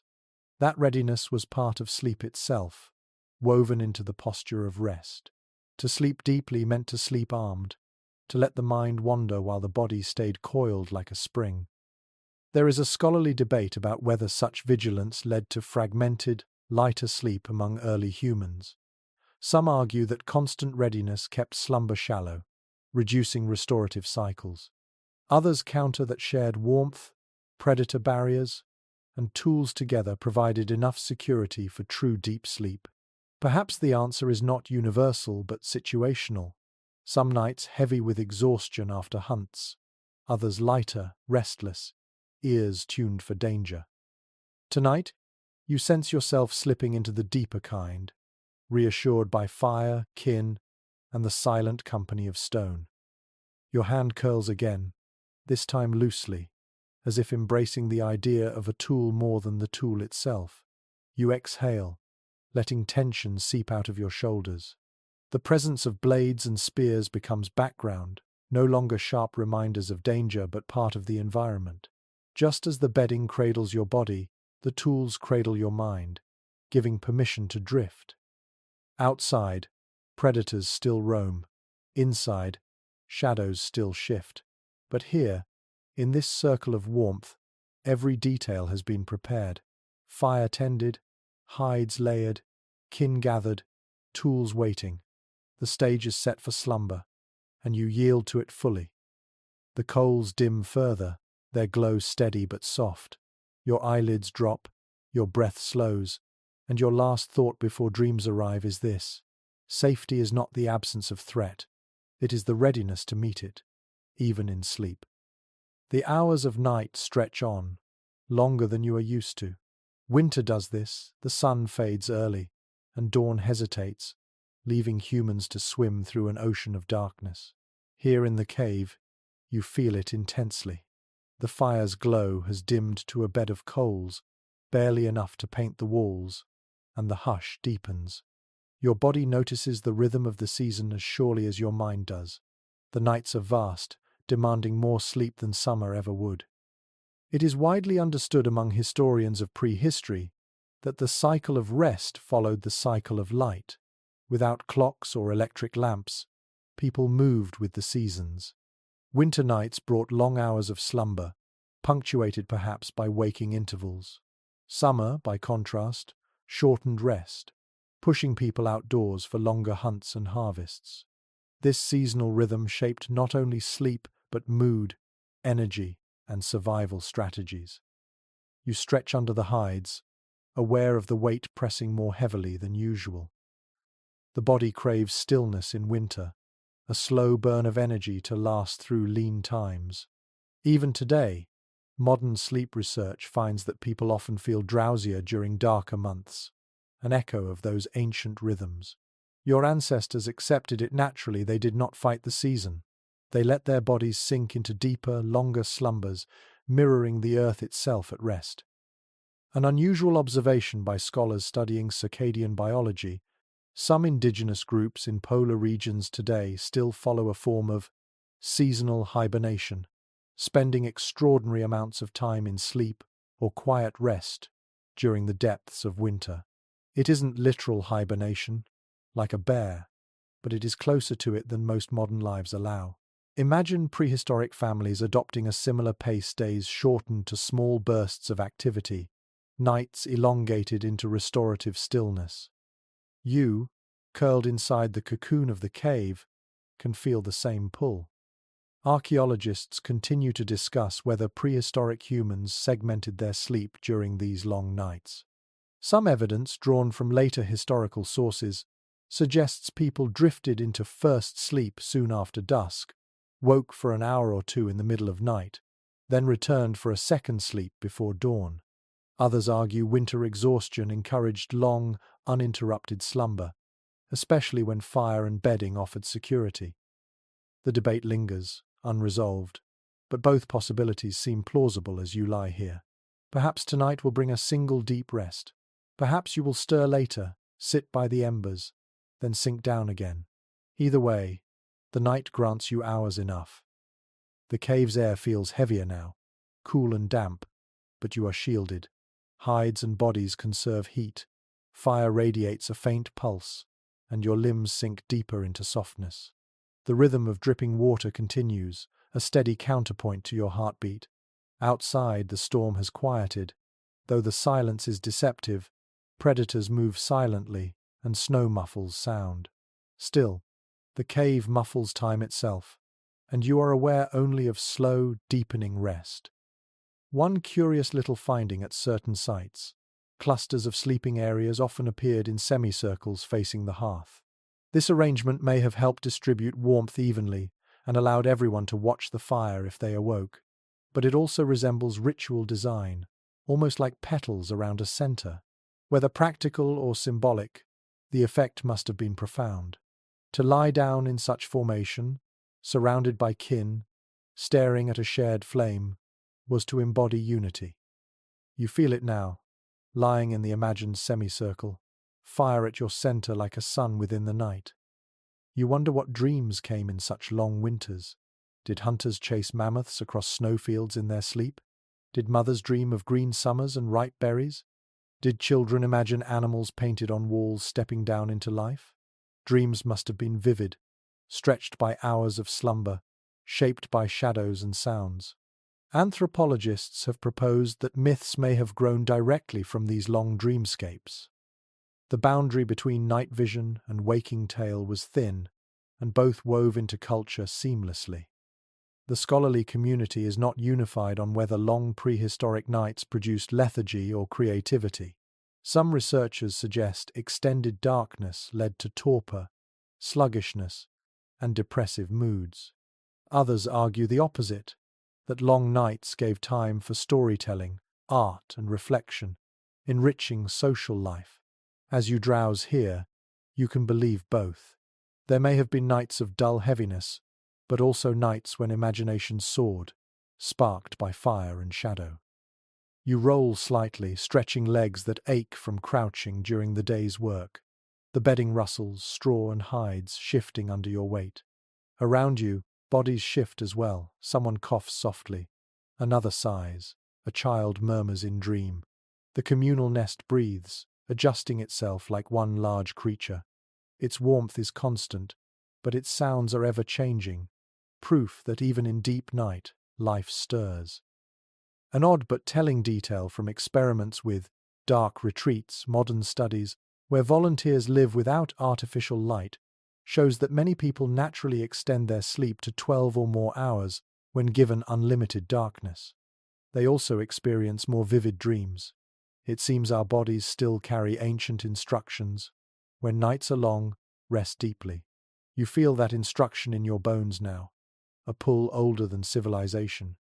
guiding you to let go fully. The fire pops faintly, startling a brief glance, then quiets again. Its glow seems smaller, but it is enough. Even coals provide a faint circle of safety, light against the vast dark outside. You know that when one sleeper wakes, they will add another branch, reviving flame. But even if no one stirs for hours, the embers will hold, glowing like quiet stars within the cave. That knowledge eases you further. You do not need to stay vigilant every moment. The night will be tended, whether by fire, by kin, or by time itself. You sigh, nestling deeper into your hide, eyes fluttering. The long night wraps you, demanding no hurry, no alarm. In this cave, time is different. Winter teaches patience, teaches surrender. You let your body learn it again, as countless generations did, to slow, to stretch, to rest longer than seems possible. Sleep is not escape, it is survival, a rhythm aligned with the earth itself. Your final thought before drifting deeper is simple. The night is long, but so are you. You can meet it with warmth, with trust, with dreams that outlast the storm. The coals still breathe faintly, a reddish pulse that glows just enough to remind you of fire's presence. Yet another light joins the scene. Through a narrow crack in the stone ceiling, silver filters down, soft and ghostly. Moonlight. It drips into the chamber as though poured from a celestial cup, catching on damp walls, gleaming faintly on spear points, brushing the hides with pale shimmer. You open your eyes wider, and for a moment you forget the cold, the smoke, the predators outside. The cave has become a lantern lit by the moon. It is a well-documented truth that prehistoric people lived in harmony with lunar cycles, long before written calendars existed. Phases of the moon guided hunting, gathering, rituals, and most importantly sleep. The waxing and waning silver globe offered rhythm to lives lived without clocks. Tonight, you see firsthand how moonlight seeps through the crack, marking the passage of time in a silent language. Sleep is no longer only fire's domain, it is guided by the heavens above. You let the glow wash over your face. It is cool, unlike the warmth of flames, but not unwelcome. It softens shadows instead of sharpening them, painting walls in delicate tones. The fire's orange dance becomes tempered by this pale partner. The cave is no longer just stone, it is sky, borrowed and contained within rock. You imagine children waking to see the light and asking questions their parents could not fully answer. What is that silver light? Why does it change shape? Questions that linger even now. A curious little detail from archaeological sites: bones carved with notches that some researchers interpret as lunar calendars. These markings may have tracked phases, perhaps for predicting animal migrations or for timing rituals. Imagine a parent marking a piece of bone while lying awake in winter, counting nights by the moonbeam that entered their shelter. Sleep, then, was not merely drifting off. It was woven with observation, the night sky entering the mind as much as the cave air did. Scholars remain divided on whether moonlight disturbed or enhanced prehistoric slumber. Some argue that bright moons kept families awake longer, sparking stories and art under the glow. Others insist that moonlight aligned rest with natural cycles, nudging bodies into steadier rhythms. As you gaze at the pale beam painting the floor, you find yourself leaning toward both. It is both a stimulant and a lullaby, a reminder of mystery and a gentle cue to rest. The silver glow highlights the outlines of kin beside you. Their faces soften, the harsh lines of exhaustion erased by moonlight's caress. A child's cheek gleams, rounded in innocence. An elder's wrinkles blur into smooth shadows, time itself gentled by this celestial brush. You realize moonlight does not judge it, reveals beauty in everything it touches. No wonder myths cast the moon as a goddess, a mother, a keeper of night. Even without names for deities, people must have felt awe in this light. One unusual observation from ethnohistoric accounts: some communities in later times believed that sleeping directly under moonlight could bring dreams or visions, even madness if too prolonged. You wonder if similar beliefs began here, in caves where silver slipped through cracks. Did mothers tug hides tighter over children, warning them not to gaze too long? Or did they whisper that the moon's light carried stories, guiding dreamers into the spirit world? Both ideas could be true depending on who whispered the tale. The beam shifts slowly as the moon arcs overhead. You watch it move across the stone, from ceiling to wall, from wall to floor, until it brushes near your hand. You extend a finger into it, smiling faintly at the cool glow. Fire warms, but moonlight soothes. They are opposites, yet together they cradle you. One guards against cold, the other against fear. You sigh, letting both wash into your skin. Archaeologists often point out that many cave paintings cluster in areas where cracks or openings admit natural light. Was this coincidence or deliberate choice? Some argue that artists used moonlight to illuminate walls, giving sacred paintings a silver stage. Others suggest that these spots were chosen simply because people noticed the beauty of light there. Either way, you understand the allure. Tonight, even without ochre or charcoal, the walls feel alive under the moon's touch. The scholarly debate extends further. Did the moon govern human sleep cycles even more strongly than the sun in winter? With days so short, nights stretched vast, the moon became the clock. When it rose bright, people might wake and move. When it hid, people slept deeper. The truth is uncertain, but as you lie here, lulled by its glow, you sense the moon's command. Your body bends to it without resistance. The silence of the cave is deeper now, broken only by water's drip and the occasional sigh of kin. Yet the moonlight changes silence itself, making it feel sacred rather than empty. You think of it as a gift, proof that the outside world still exists, that stars and skies remain even when walls surround you. Perhaps your ancestors saw the moon as a visitor, peeking in to check on their safety, to bless their rest. A peculiar tidbit emerges from folklore collected in later ages.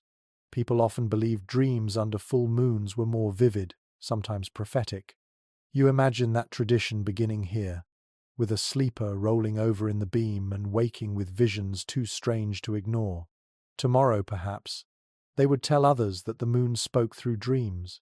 Stories would grow, myths would root, all seeded by the simple play of silver across stone. Your eyes droop again, though you try to hold them open for a moment longer, unwilling to let the beauty slip away. The cave is hushed, silver and amber blending, warmth and coolness balancing. You feel as though you are cradled not just by stone, fire and kin, but by the sky itself. The moon watches, steady and timeless, and you surrender to it gladly. Sleep comes not in darkness but in silver. You drift into dreams under the gaze of a celestial companion, safe within stone, guided by the rhythms of night that shaped humanity from its beginning. The silver thread of moonlight thins as clouds drift across the sky, leaving the cave darker once more.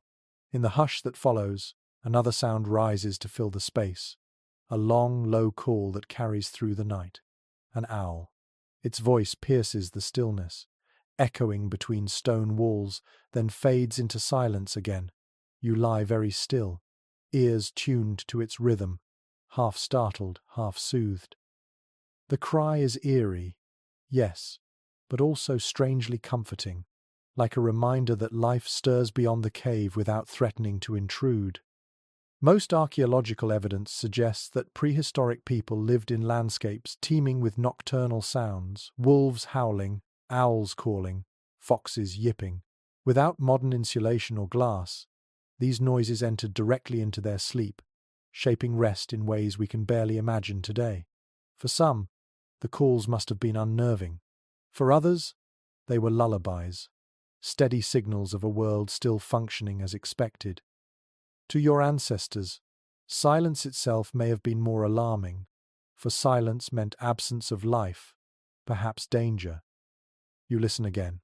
The owl calls a second time, deeper now, closer. The sound bounces around the chamber, its timbre altered by rock. In this acoustic theatre, one bird becomes many, as though the cave itself joins the chorus. Some anthropologists believe early people connected these echoes with the supernatural, interpreting nocturnal cries as messages from unseen realms.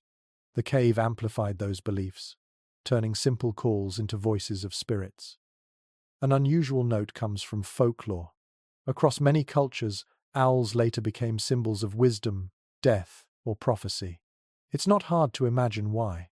Their eyes glowed in firelight, their calls echoed unnaturally, and their presence was strongest when humans were most vulnerable at night. Perhaps those associations began here, in caves where children stirred under firs at each haunting hoot. Elders may have explained it away with stories, turning fear into meaning. The academic community remains split on whether nocturnal sounds disturbed or supported rest. Some argue that frequent calls fragmented sleep, keeping people in lighter stages. Others suggest these noises blended into a natural soundscape, masking sudden disruptions and helping the brain feel secure. Tonight, lying here with owl cries drifting through the stone, you lean toward the second view. The calls repeat, steady, predictable. They are not interruptions, they are reminders that you are not alone in the night. Your eyes drift half shut as you follow the rhythm. The owl calls, then silence swells, then water drips, then fire crackles. The sounds layer gently, weaving into something larger than any one of them. You realize that prehistoric nights were never silent. They were symphonies composed of elements, animal voices, weather, flame, water, breath. Sleep came not despite the noise, but through it, the body recognizing it as the natural heartbeat of the world. A peculiar detail observed in certain caves. Bones of small birds, possibly owls, have been found near hearths. Whether they were hunted for food, feathers, or symbolic meaning is uncertain. Perhaps feathers lined bedding, perhaps bones rattled in ritual, or perhaps the presence of such birds in myth began with their haunting voices outside, creeping into dreams until people sought to embody them in waking life. You imagine an elder keeping an owl feather as a charm beside their bedding, trusting its voice to ward off danger. Another call rings out, longer this time, resonant. A child whimpers faintly, shifting under the hides. A parent's hand soothes, murmuring low, and the child drifts back to sleep. It is a simple act, but it shows how sound shaped bonds. Families comforted one another against the noises of night, weaving reassurance into shared rest. Even fear became communal, softened by touch and voice. You wonder how dreams absorbed these cries. Did sleepers imagine themselves flying with owls, gliding through forests under moonlight? Or did nightmares form, where glowing eyes watched from branches, unblinking, inescapable? Both are possible. Dreams are porous, and the night's soundtrack bleeds easily into them. Perhaps that is why myths grew so rich, because the line between waking sound and dream imagery was so thin. Specialists who study sleep in traditional societies note that natural noises often cue micro-awakenings without full disruption. You can picture it now. One person stirs at the call, opens their eyes briefly, glances at the glowing coals, then closes them again, reassured. These tiny moments stitch together into a long night's rest, lighter but no less restorative. The owl becomes part of the fabric of slumber, not a tear in it. The fire sighs again, releasing a puff of sparks. The owl answers, as though in conversation. You smile faintly at the idea. Flame and bird talking across the night, two guardians with very different tongues. The cave receives both voices and folds them into its stone body. You are just one listener, drifting at the edge of sleep, carried along by their duet. A curious little finding in acoustic studies. Some caves amplify certain frequencies, making owl calls louder or more resonant than others. It may explain why people felt them so significant. To a child growing up in such a cave, the owl might seem larger than life, its call omnipresent, impossible to ignore. Tonight, as the sound swells in your ears, you feel the truth of it. This bird's voice is not small. It is the night's anthem. Your eyelids sink lower, each call blending more seamlessly with your breathing. The owl cries again, but softer now, or perhaps more distant. You cannot tell whether it has flown farther, or whether you are already halfway to dreams. The cave holds you, cradled between stone and sound, between fear and comfort. Outside, predators pace, snow drifts, branches creak, but within, the voices of night are not enemies, they are companions. You surrender to them, letting their rhythm carry you across the threshold.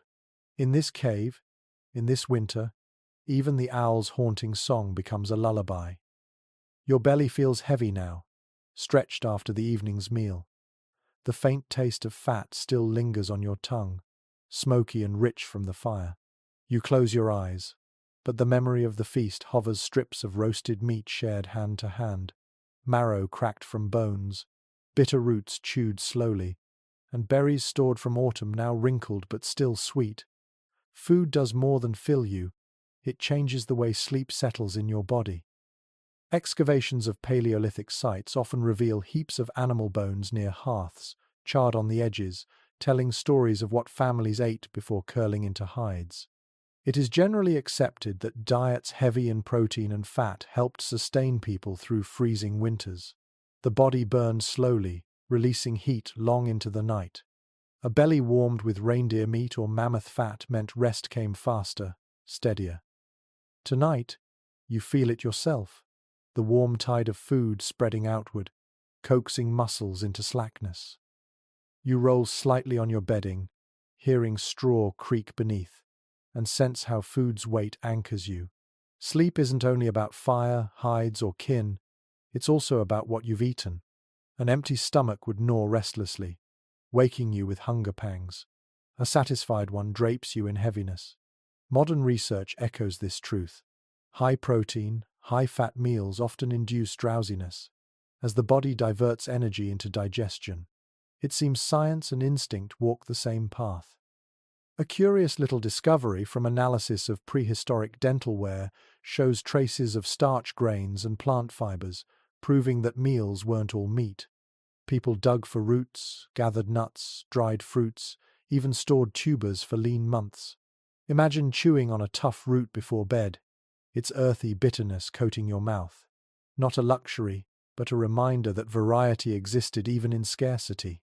Each bite shaped the night's rest differently, meat sedating, roots steadying, berries lightening the mood. Anthropologists continue to debate whether heavy meals late in the evening improved or disrupted sleep. One view suggests that digestion created warmth, perfect for slumber. Another argues that it stirred the body, making dreams restless or waking more frequent. Perhaps both are true depending on what was eaten, how much, and how weary the body already was. Tonight, though, your own experience leans toward the first. Full, warm, and exhausted, you feel sleep pulling stronger than ever. Your mind drifts back to the scene of the meal, firelight flickering over hands tearing meat, grease shining on lips, bones cracked with sharp stones to release marrow, the air thick with the smell of fat dripping into flame, children chewing berries saved in woven baskets, red stains bright against their chins. Even laughter echoing, yes. Even in the harshest winters, meals could bring joy. That joy carried into rest, softening the body's edges. Sleep arrived not just from warmth, but from the memory of sharing, of bellies filled together. An odd observation noted by archaeologists. Traces of pine nuts and acorns appear in hearth ash at some sites. These small foods, easily overlooked, might have been roasted before sleep, releasing nutty aromas. Imagine lying here, nose catching that faint scent, even as eyes flutter shut. Food was not only sustenance, it was part of the atmosphere, woven into the lullaby of smell and taste. You sigh, feeling the heaviness deepen. Your limbs resist movement, your body surrendering to gravity. This is the work of diet as much as bedding. A belly full of fat-rich meat signals your brain to rest, to slow, to conserve. Hunger drives wakefulness. Fullness permits dreams. You realize this is the hidden rhythm of winter nights. Eat, warm, sleep, repeat. The cave was not simply shelter. It was a dining hall, a hearth, a bed, all in one. The scholarly community is not in full agreement on how storage of food influenced sleep patterns. Some propose that groups who managed to store dried meats and roots slept easier, less troubled by hunger. Others argue that scarcity forced fragmented nights, with people waking to snack on small reserves. The truth may be varied. Tonight, in your imagination, abundance reigns. The meal was hearty, the leftovers safe from predators, and so you sink into uninterrupted slumber. You recall the taste of berries last slightly sour, tangy against the richness of meat. They brighten your mouth even now, a final flourish before sleep. Perhaps children clung to such flavors in dreams, imagining summers of abundance as they curled in winter hides. Food wasn't just fuel, it was memory. It was promise. To drift into dreams with a taste of sweetness must have softened even the harshest night. Another curious tidbit. Coprolite analysis, yes. Ancient preserved waste shows evidence of medicinal plants consumed alongside meals. Some may have acted as mild sedatives, easing coughs or calming stomachs. Imagine chewing bitter leaves before bed, grimacing, but knowing they'd help you breathe easier. Medicine disguised as supper, leading straight into calmer sleep. Even without knowing the chemistry, instinct guided people toward plants that helped rest. The fire crackles faintly, belly warm, body heavy. You let yourself recall the rhythm of eating, the sound of bones breaking, the murmur of kin in satisfaction. These echoes fade now into slower breaths, the meal transformed into warmth inside you. Your body thanks the feast by surrendering, muscles melting into straw and fur. Outside, predators still sniff at scraps. But inside, fullness guards you. Hunger has no claws tonight, no teeth gnawing in the dark. You are safe in body and mind, carried into dreams not only by warmth and shadows, but by the steady anchor of a satisfied belly. Your last conscious thought is simple and deeply human. I am fed. I can rest. The cave is warm with breath and fire, but the air grows heavy. You inhale and notice something new, a resinous sharpness, a faint sweetness threading through the smoke. Someone has tossed a chunk of pine sap into the embers. It hisses, sputters, and releases a fragrance so distinct it cuts through the damp. The scent clings to your nostrils, soothing and invigorating at once. Archaeological findings from sites in Europe and the Near East reveal charred traces of resin and herbs in hearth ash, suggesting people intentionally burned plant material not only for light, but for scent and function. Many researchers accept that pine, juniper, and other evergreens were valued for their cleansing smoke. The aroma wasn't decoration. It eased breathing, masked harsher smells, and perhaps even discouraged insects. Tonight, you feel the air shift immediately, less oppressive, more breathable, as if the cave itself exhales in relief. You lean closer to the fire, watching the resin bubble and pop. Its sticky body liquefies, oozing like honey before turning black. The smell deepens, sharp yet pleasant. It mingles with the musk of hides, the mineral damp, and the char of meat, layering the cave's atmosphere into something richer. To you, it feels almost medicinal. Your chest opens slightly, your cough eases. You wonder if your ancestors noticed the same, learning over time that certain plants made nights easier. One odd but telling detail from experiments. Burning pine resin releases antimicrobial compounds. While prehistoric people could not have known the chemistry, they may have recognized the effect: fewer coughs, fewer infections, cleaner air. Imagine them carrying bundles of resin, precious as firewood, reserved for winter nights when illness stalked. Inhaling now, you understand why. The air feels lighter, and your mind begins to quiet. Interpretations differ when it comes to whether herbs were burned deliberately for ritual or simply tossed in as fuel. Some scholars argue that aromatic plants played a spiritual role, carrying prayers in their smoke. Others insist it was pragmatic. Resin was sticky, flammable, and convenient. Perhaps both are true. Practicality and spirituality often blend in human life. Tonight, you suspect the ancestors enjoyed the dual benefit: cleaner lungs and calmer spirits. The smell triggers memories you don't own but can imagine: long forests of evergreens, needles crunching underfoot, sap sticky on fingers. Perhaps someone gathered the resin earlier in autumn, prying it from bark, saving it for moments like this. A small effort during daylight now ripples into night's comfort. You feel grateful, though you don't know whom to thank. The fire hisses louder as another piece is thrown in. Smoke thickens briefly, then spreads evenly through the chamber. Children cough at first, but then settle, their breathing quieter. An elder murmurs approval. The bedding shifts as bodies resettle. You realize this ritual, adding resin, might have been as much a nightly act as feeding the flames. In time, it would become habit, expectation, perhaps even tradition. A curious little discovery at some sites: sprigs of herbs like yarrow and chamomile pressed into bedding layers. Whether for softness, pest control, or scent, their presence hints at a desire for more than bare survival. People sought comfort. Imagine lying on straw fragrant with crushed leaves, the smell lingering as you drift off. It is such a small thing, yet profoundly human. Even in caves, people wanted to breathe beauty. You stretch under the hides, inhaling deeply. The resin's aroma mingles with fatigue, pulling you closer to slumber. Your mind softens.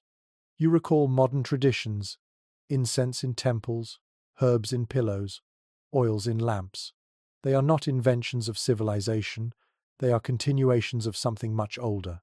Tonight you smell the origin, raw and primal, yet as calming as any candlelit bedroom. The scholarly community is divided on whether these practices were widespread or localized.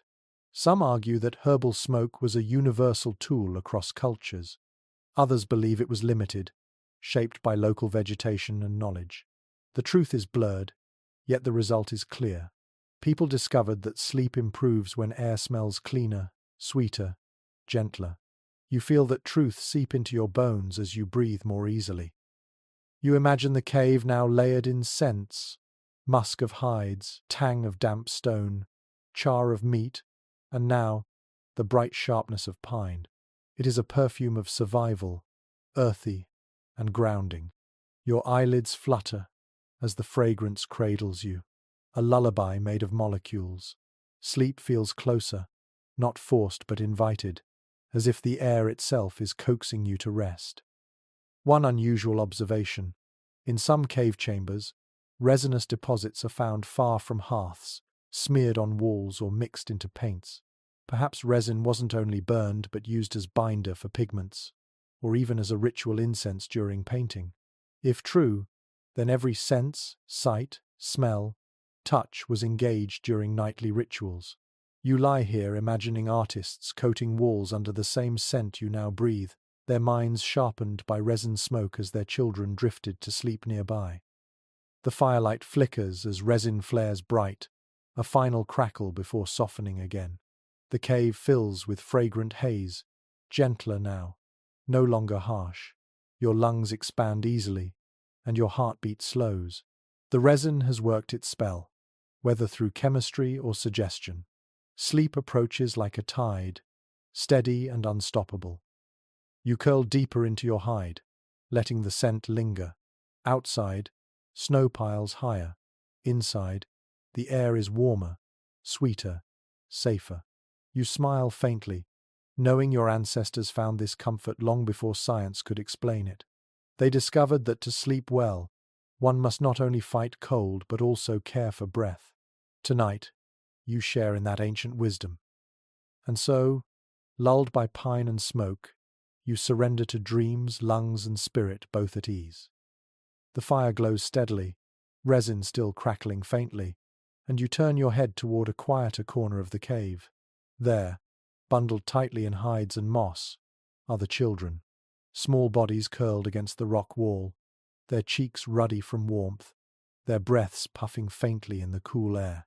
You watch them with a softness that comes unbidden, the way adults everywhere feel when gazing at sleeping children.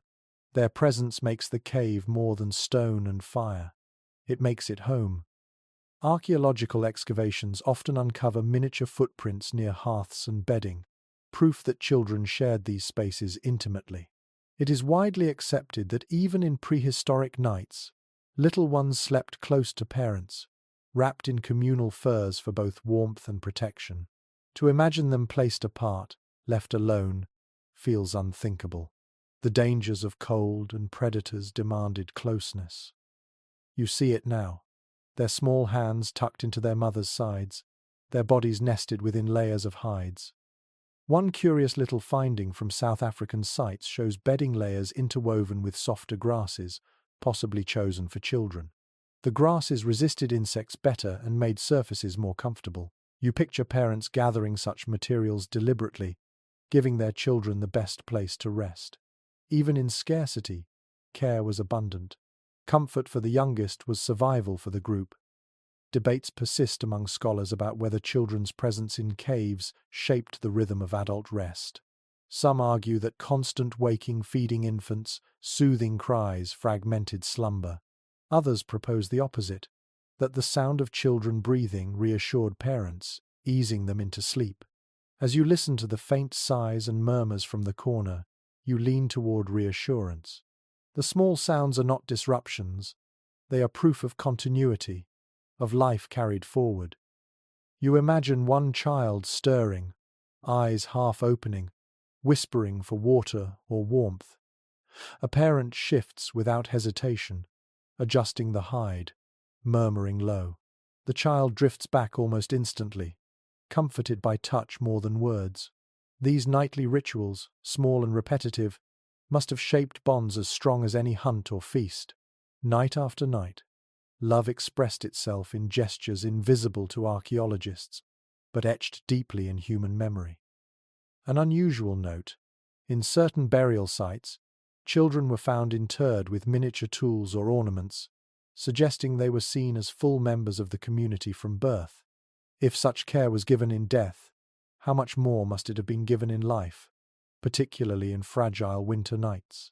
You look at the little forms sleeping now, and you know that every adult in the cave watches over them, even unconsciously, as part of the group's unspoken pact. You roll slightly, bedding rustling, and realize how much children must have influenced stories told by the fire. Their questions, their fears, their laughter all wove into the fabric of night. Perhaps parents told tales to settle them, turning predators into mythical creatures, turning shadows into playful spirits. These bedtime stories were as vital as food, easing small minds into rest so the group could rest as well. The echoes of those tales may be the ancestors of the lullabies and fairy tales we know today. Researchers continue to explore whether place spaces in caves, small alcoves with scattered bones, or tools served as daytime corners for children. If so, then the transition at night, when play gave way to sleep, must have been profound. Imagine a child falling asleep under the same wall they had earlier used to play shadow games, laughter turning to snores, imagination to dream. Even in prehistory, childhood had its cycles, familiar and comforting.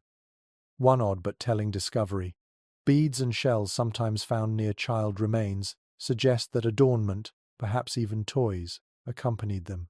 Did children clutch these trinkets while sleeping? Did parents tuck charms into their bedding to guard against nightmares? The thought feels tender, almost too modern to be true, yet entirely possible. Even in caves, the instinct to comfort children with objects of beauty may have existed. You watch as one child stretches in slumber, a small fist opening, then curling again. The movement is fragile, delicate, and yet it carries the weight of survival. Each child's rest meant the continuation of the group. Every adult knew this instinctively. The hush of the cave is not only to protect sleepers but to protect the future itself. The scholarly community still debates whether high infant mortality shaped parental attachment into something more distant or more intense. Some argue that loss made bonds tentative. Others believe it only deepened parents' devotion, since each child represented precious continuity. In the glow of this cave, with furs wrapped tightly around little forms, you sense intensity. The tenderness here feels ancient, raw, but undeniable. These children are not just individuals, they are the tribe's heartbeat. You breathe deeply, inhaling the mingled scents of resin, hides, and smoke, and realize how much of this atmosphere is shaped by children. Their presence alters the soundscape, the pace, the very feel of night. A cave of adults might rest in heavier silence. A cave with children hums with faint whimpers, soft breaths, the occasional sleepy murmur. It is less still but more alive. You smile faintly, drifting closer to your own dreams, imagining that you, too, are tucked against a parent's side, guarded and cherished. Perhaps you even carry a charm in your small hand, a bead or feather, warm from the fire. The cave is vast, the winter fierce, the predators near, but in this cocoon, safety feels absolute. And so, as the children breathe steadily, their dreams mingling with the fire's glow, the entire group yields to the comfort of continuity. The youngest rest, and because of that, the oldest can rest too. The night stretches on, and with it, the gentle promise of tomorrow. The hush of the children fades into another presence above your head. As you let your gaze wander up toward the walls and ceiling, faint lines emerge in the firelight. They are not cracks or shadows this time. They are deliberate strokes of ochre, smears of charcoal, patterns pressed by hands long ago. Painted animals peer down at you, bison broad, shouldered and proud, horses mid-gallop, deer with tall antlers branching like trees. They are frozen, yet alive, their eyes catching sparks of fire as though blinking. Archaeological discoveries at sites like Lascaux and Chauvet reveal that painted caves often doubled as living and sleeping spaces. Most experts accept that these images were not mere decorations, they carried significance. Perhaps spiritual, perhaps instructional, perhaps both. To sleep beneath them was to be watched by more than family, it was to lie under the gaze of spirits, of creatures larger than life, guardians or guides for the night. You shift slightly, neck craned back, and imagine how such paintings must have shaped rest. A child staring upward might see not just pigment, but herds of animals marching across stone.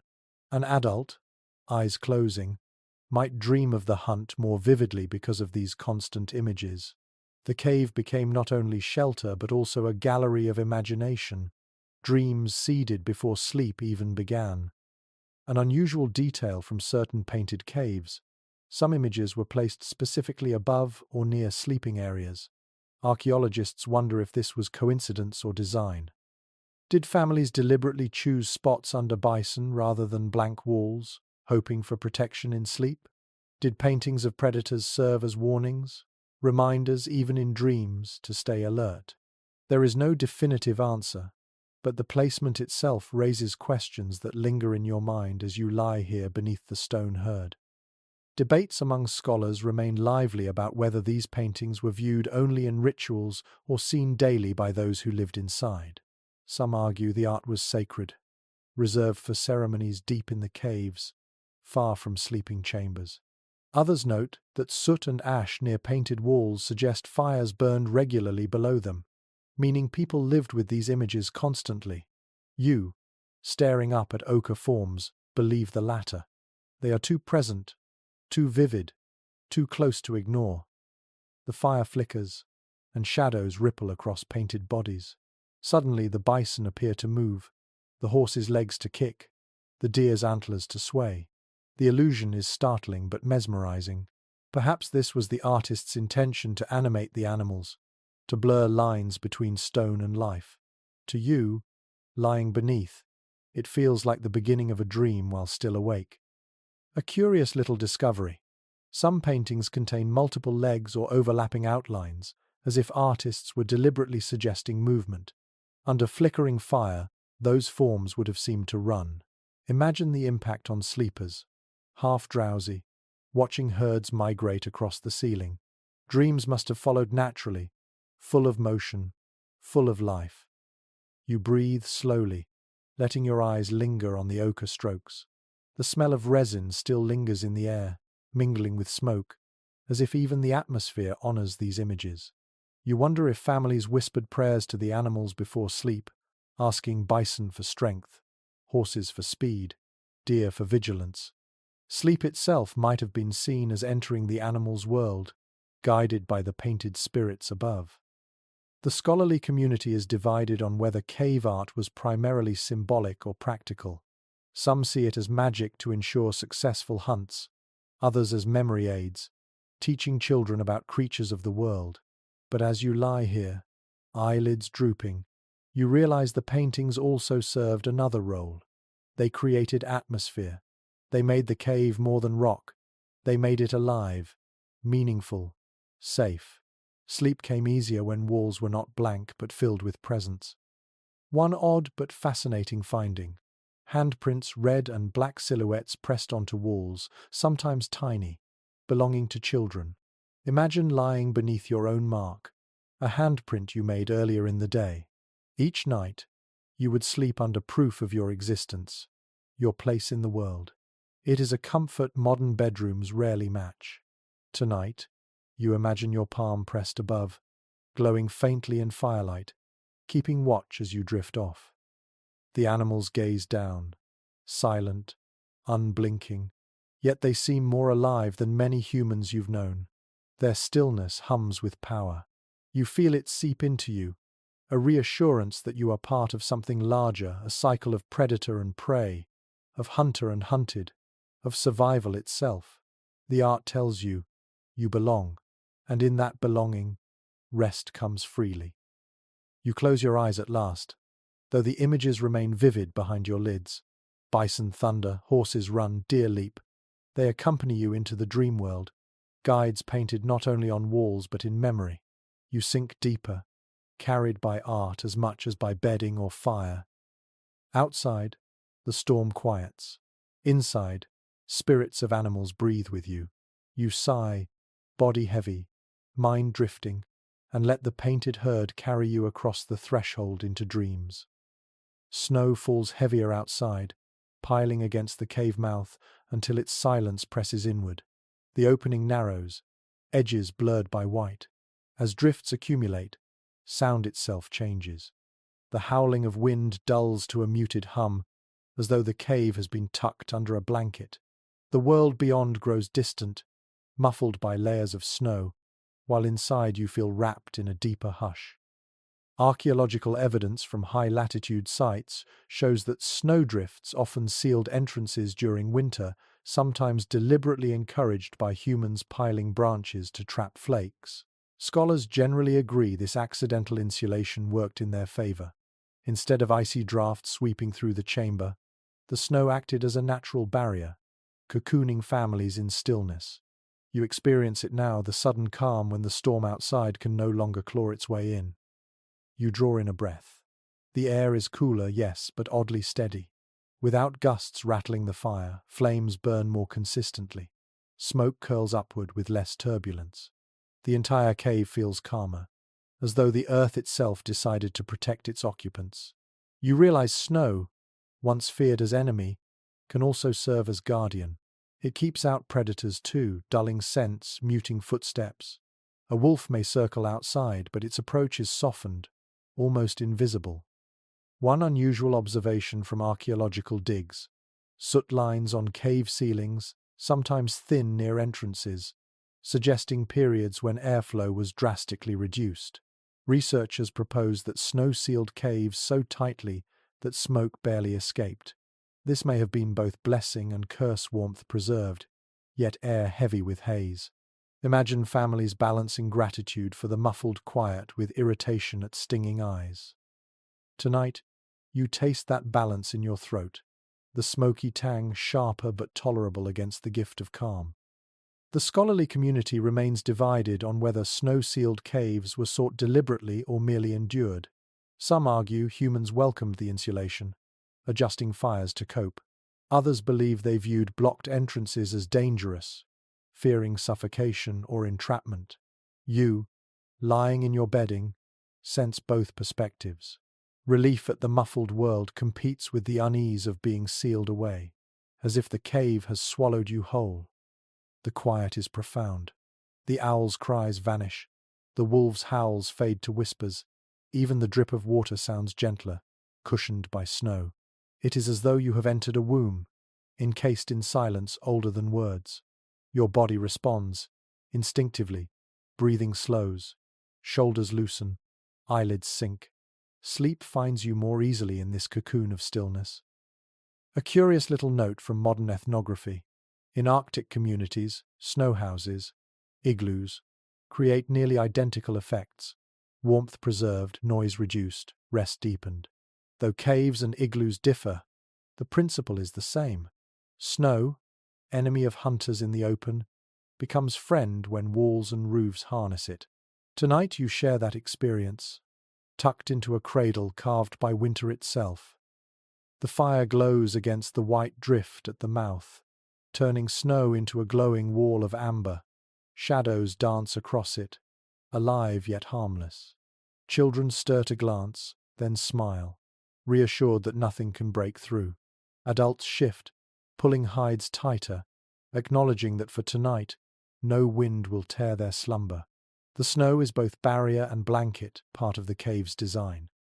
You exhale, noticing how sound changes inside your own chest. Without external noise, your heartbeat seems louder, each thump echoing faintly in your ears. You realize early humans may have experienced similar awareness, turning inward when the world outside muted.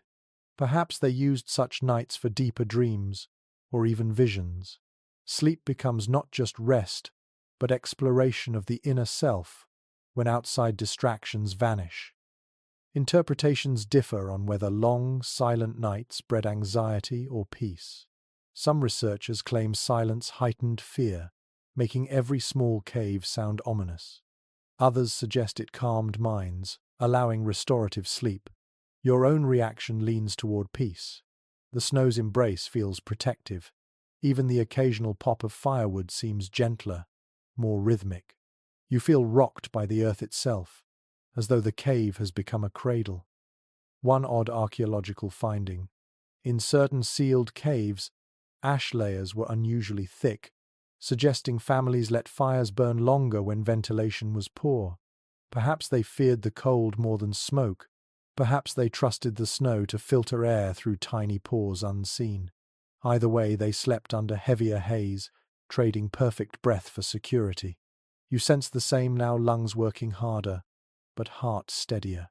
Safety, once more, comes not in purity but in compromise. The snow muffles footsteps too. If predators pace outside, you cannot hear them. That ignorance is its own comfort. Sleep is easier without constant reminders of what lurks beyond. For one night, at least, you are deaf to danger. The world shrinks to fire, kin, stone, and your own breath. The longer you lie in the muffled silence, the heavier your body feels. Each sound grows distant. The crackle of resin, the drip of water, the sigh of hides shifting.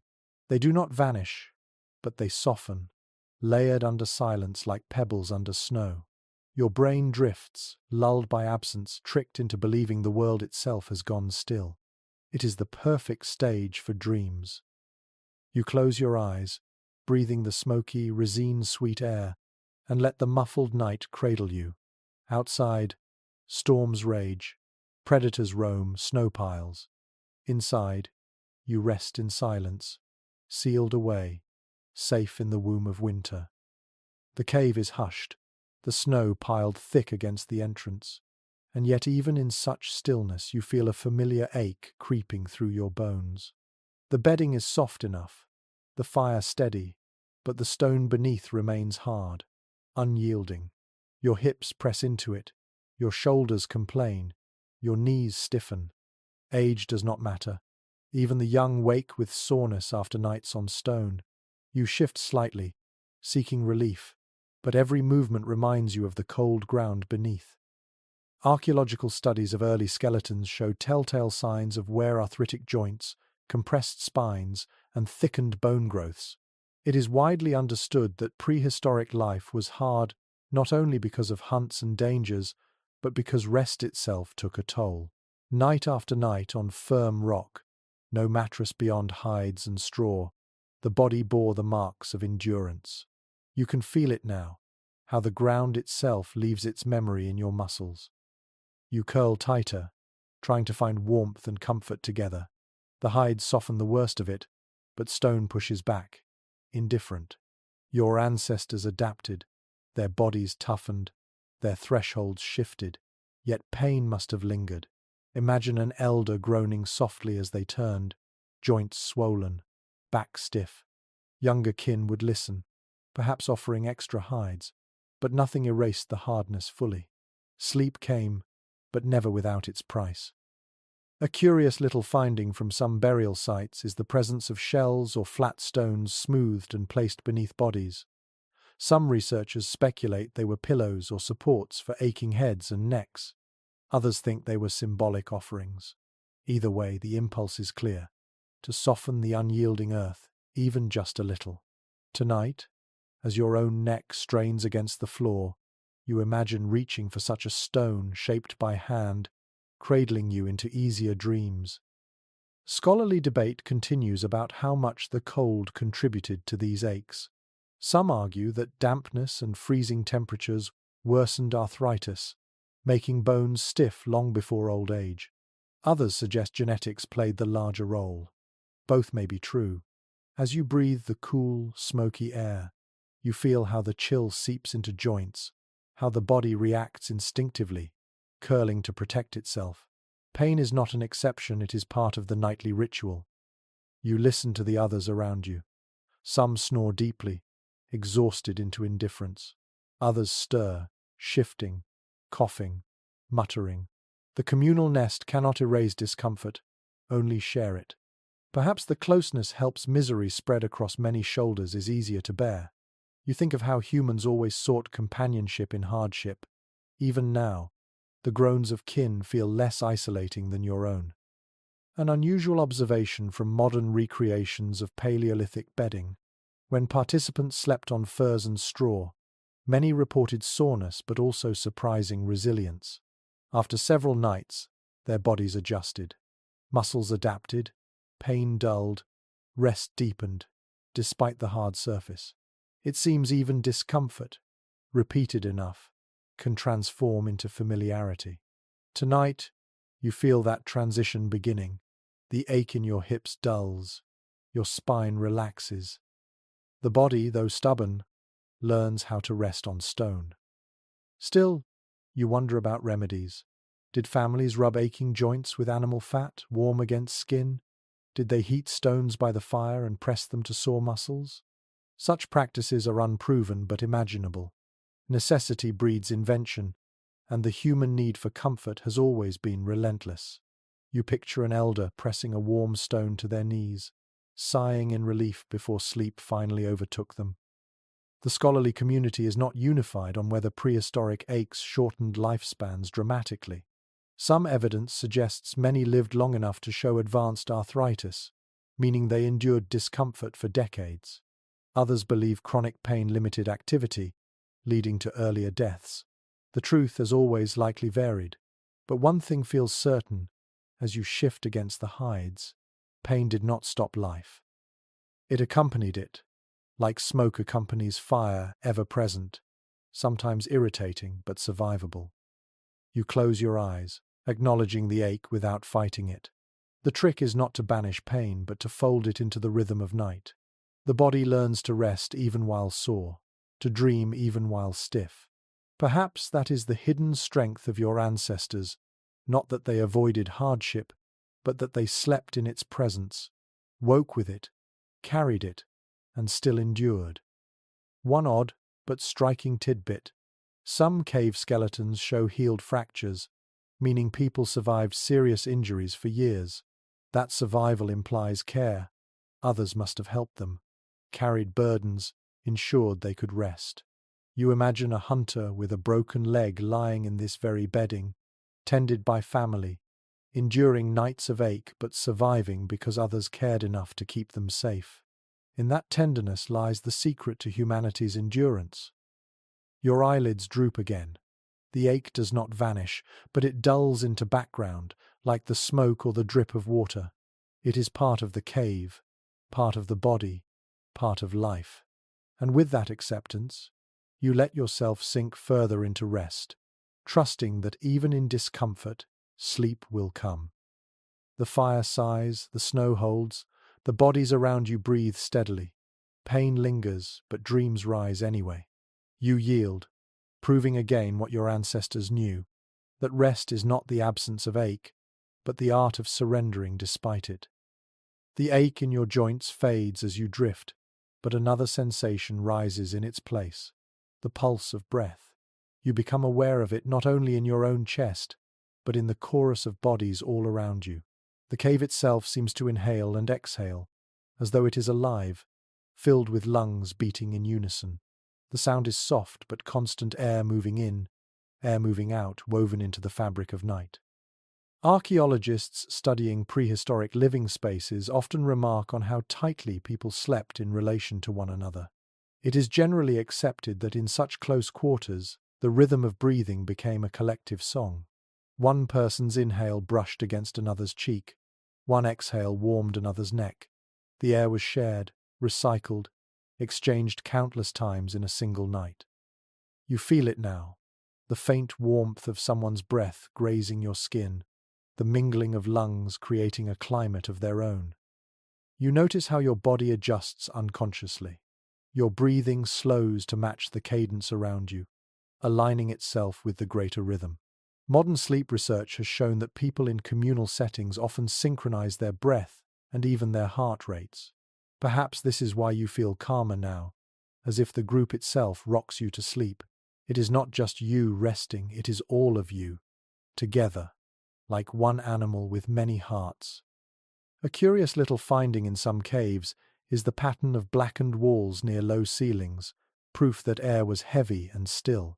Smoke gathered, oxygen thin, yet people survived.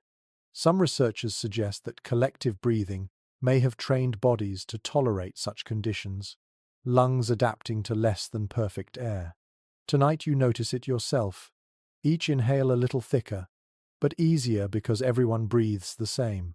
Shared adaptation becomes shared resilience. Scholars remain divided on whether this communal breathing was purely practical or held symbolic meaning. Some argue it was simply consequence of proximity.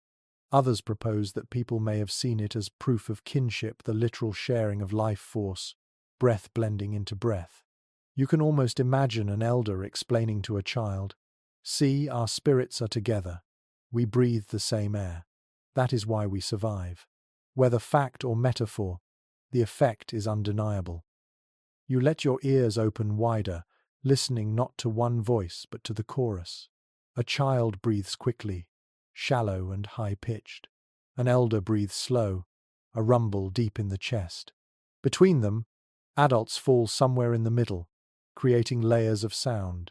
It is imperfect, yet strangely harmonious, like a song without instruments. Each exhale is a note, each inhale the pause before the next. An unusual observation from sleep experiments with traditional groups. Participants reported feeling uneasy when forced to sleep in silence alone. In contrast, hearing others breathe near them deepened their rest. The sound was reassurance, proof of safety. Tonight you feel that truth in your bones. Each inhale around you is like a guard's signal. I am alive. I am here. You are not alone. You exhale slowly, matching the rhythm of the person beside you. The warmth of their breath mingles with yours, and you smile faintly at the intimacy of it. No romance here, no embarrassment, only survival. To breathe together is to live together. In winter's heart, this truth is more powerful than any spear. One odd but touching detail emerges from ethnographic accounts. In some cultures, breath was thought to carry pieces of the soul. To share breath was to share spirit. If similar beliefs existed in prehistory, then sleep itself may have been seen as a merging of lives, souls braided together through exhalations. Tonight, you sense the poetry of it. Dreams may not belong to you alone, they belong to the shared air of the cave. The fire flares briefly, then dims again. Shadows move across sleeping faces, but breathing remains steady. Even in shifting light, the rhythm holds, unbroken. You realize that in such conditions, even waking in the night would feel different. To sit up, to look around, to hear everyone breathing it would ease fear immediately. Nothing is more calming than proof that the group endures. The scholarly community continues to discuss whether such tight living conditions caused disease to spread faster. Some argue it did, and skeletal evidence of infections supports the concern. Others counter that the benefits of shared warmth and safety outweighed the risks.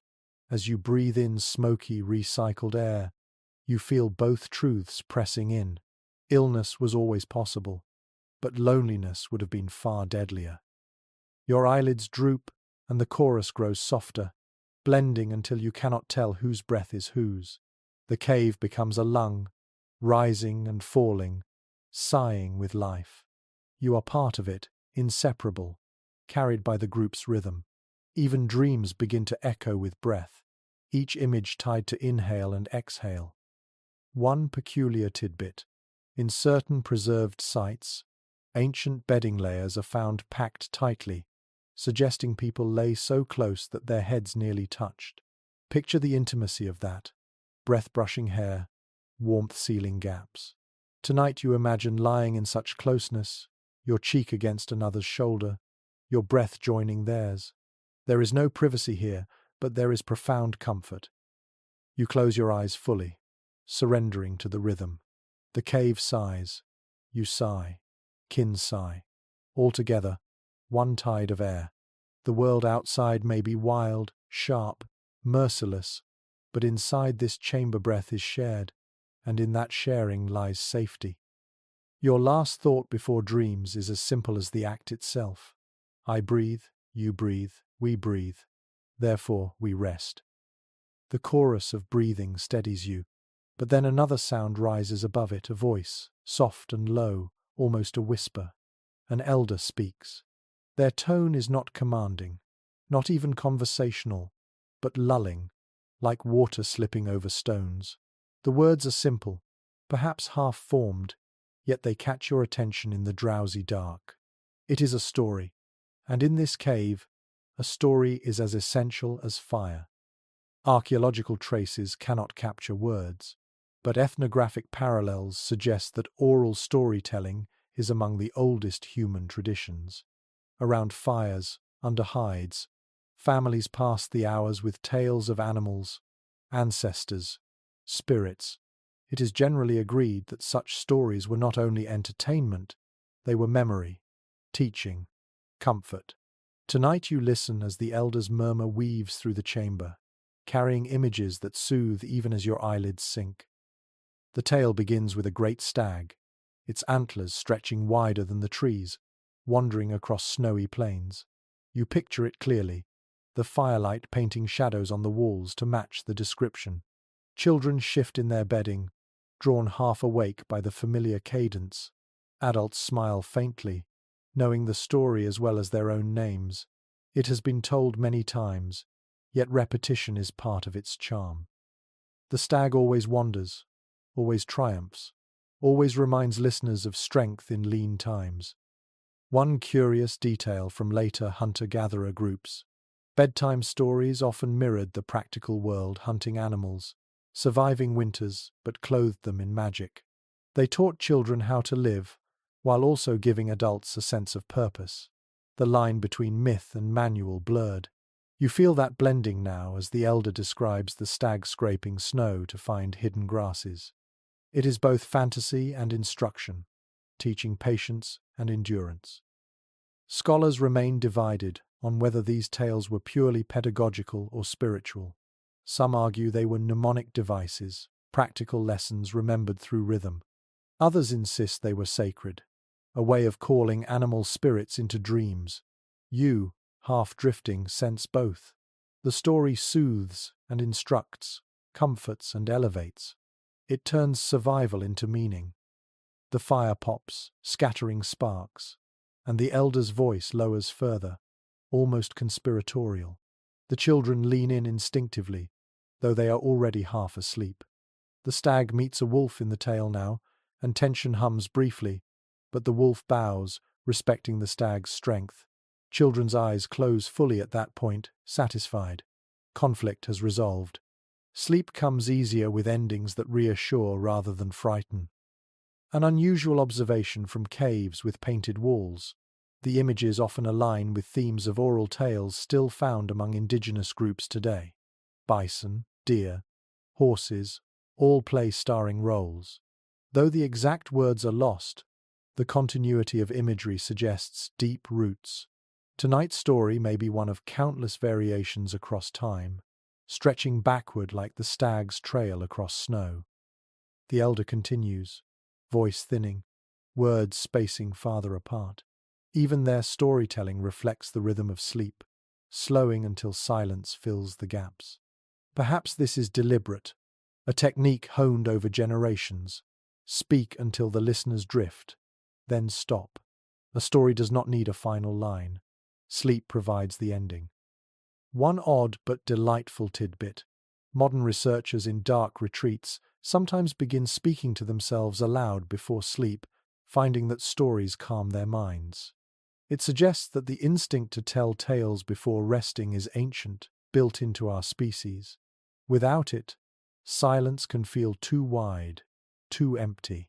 Tonight you are grateful for the voice, for the cadence, for the words that carry you gently across the edge. The scholarly community debates whether such tales were communal or individual. Some argue everyone contributed, each adult offering fragments until the story grew like a braided rope. Others believe one elder often held the role of storyteller, keeper of words. You imagine both at different times, but tonight one voice dominates, steady and soothing, guiding all toward dreams. Your body grows heavy, and your mind slips into the imagery. The stag, the wolf, the snow, they are no longer outside you but inside, shaping dreams. Story becomes dream without seam. You wonder if the elder planned it that way, planting seeds in minds so that sleep continued their work. Instruction, myth, memory, all carried forward through dreams born in firelight. The last words trail off. The elder sighs, their own breath slowing as they finally join the slumbering group. The cave is quiet again, but not silent. The story lingers, glowing faintly in the minds of listeners, blending into the rhythm of breath and the flicker of coals. Sleep now belongs to everyone. You close your eyes fully, the stag's antlers stretching across the ceiling of your dream. The cave has given you warmth, food, breath, and now words. Together they cradle you, guiding you deeper. The elder's voice has faded, but its echo remains in the cave's stillness. Now, as your body sinks deeper, your mind wanders into the fragile terrain of dreams. Images arrive unbidden, flickering herds on the walls turning to life, snowfields stretching endlessly, predators with glowing eyes circling just beyond reach. You are asleep, yet not fully surrendered, hovering in the liminal state between wakefulness and dream, where cave life often drifted. Anthropologists studying traditional societies note that dreams were not private matters but shared resources. It is widely believed that prehistoric people treated dreams as messages, visions to be retold around the fire at dawn. A dream of a bison could be omen, instruction, or reassurance. To sleep was not just to rest, it was to consult the world beyond. You feel that weight now, each image in your mind heavy with meaning, as though the night itself is trying to teach you. The bison charges through your dream, its hooves pounding snow that glitters under a pale moon. It does not frighten you. Instead, it leads you forward, inviting you to follow. You sense that if you share this vision tomorrow, others will nod. Understanding that bison must be tracked soon, dream becomes strategy, a whisper of survival disguised as fantasy. A curious little detail from certain caves. Artifacts such as bone flutes or shells have been discovered near bedding layers. Some researchers propose they were used in rituals, perhaps to induce particular dream states. Sound and rhythm before sleep might have guided the mind into visions. Tonight you hear only the steady chorus of breath, but even that rhythm shapes your dreams, carrying you deeper into a landscape of animals and fire. Scholars still discuss whether dreams were seen as personal or communal property. Some argue they belong to the dreamer, unique and private. Others suggest they were collective, meant to be told aloud, analyzed, shared. In many indigenous traditions that survive today, dreams guide not only the individual but the group. You imagine tomorrow morning, hunters leaning in as you recount the bison, deciding together what it means. Your dream shifts. The owl's cry you heard earlier seeps into the imagery. Now you fly, wings silent, moving through forests of dark pine. You feel the cold air slicing past feathers that aren't yours, yet somehow are. Such transformations are common in dreams, and for your ancestors, they may not have been dismissed as illusion. To dream of becoming owl or wolf might have been interpreted as contact with those animals' spirits. Sleep, then, was a nightly initiation into other forms of being. An odd but fascinating tidbit. In some later traditions, shamans claimed their powers came from dreams, where animals taught them songs, cures, or hunting skills. While we cannot know for sure if Paleolithic dreamers held such roles, the possibility lingers. Perhaps one sleeper's dream guided the whole group, elevating them as intermediary between worlds. In that case, sleep was not passive, it was active, sacred, a nightly voyage on behalf of everyone. The fire pops, startling you awake for a moment, then you drift again. The dream resumes, now carrying traces of resin's fragrance. You see smoke coiling into shapes, turning into human forms that gesture silently. Are they ancestors? Spirits? Your mind cannot decide, but your heart swells with both fear and comfort. Dreams blur boundaries, allowing the dead to return, the future to arrive early, the impossible to unfold.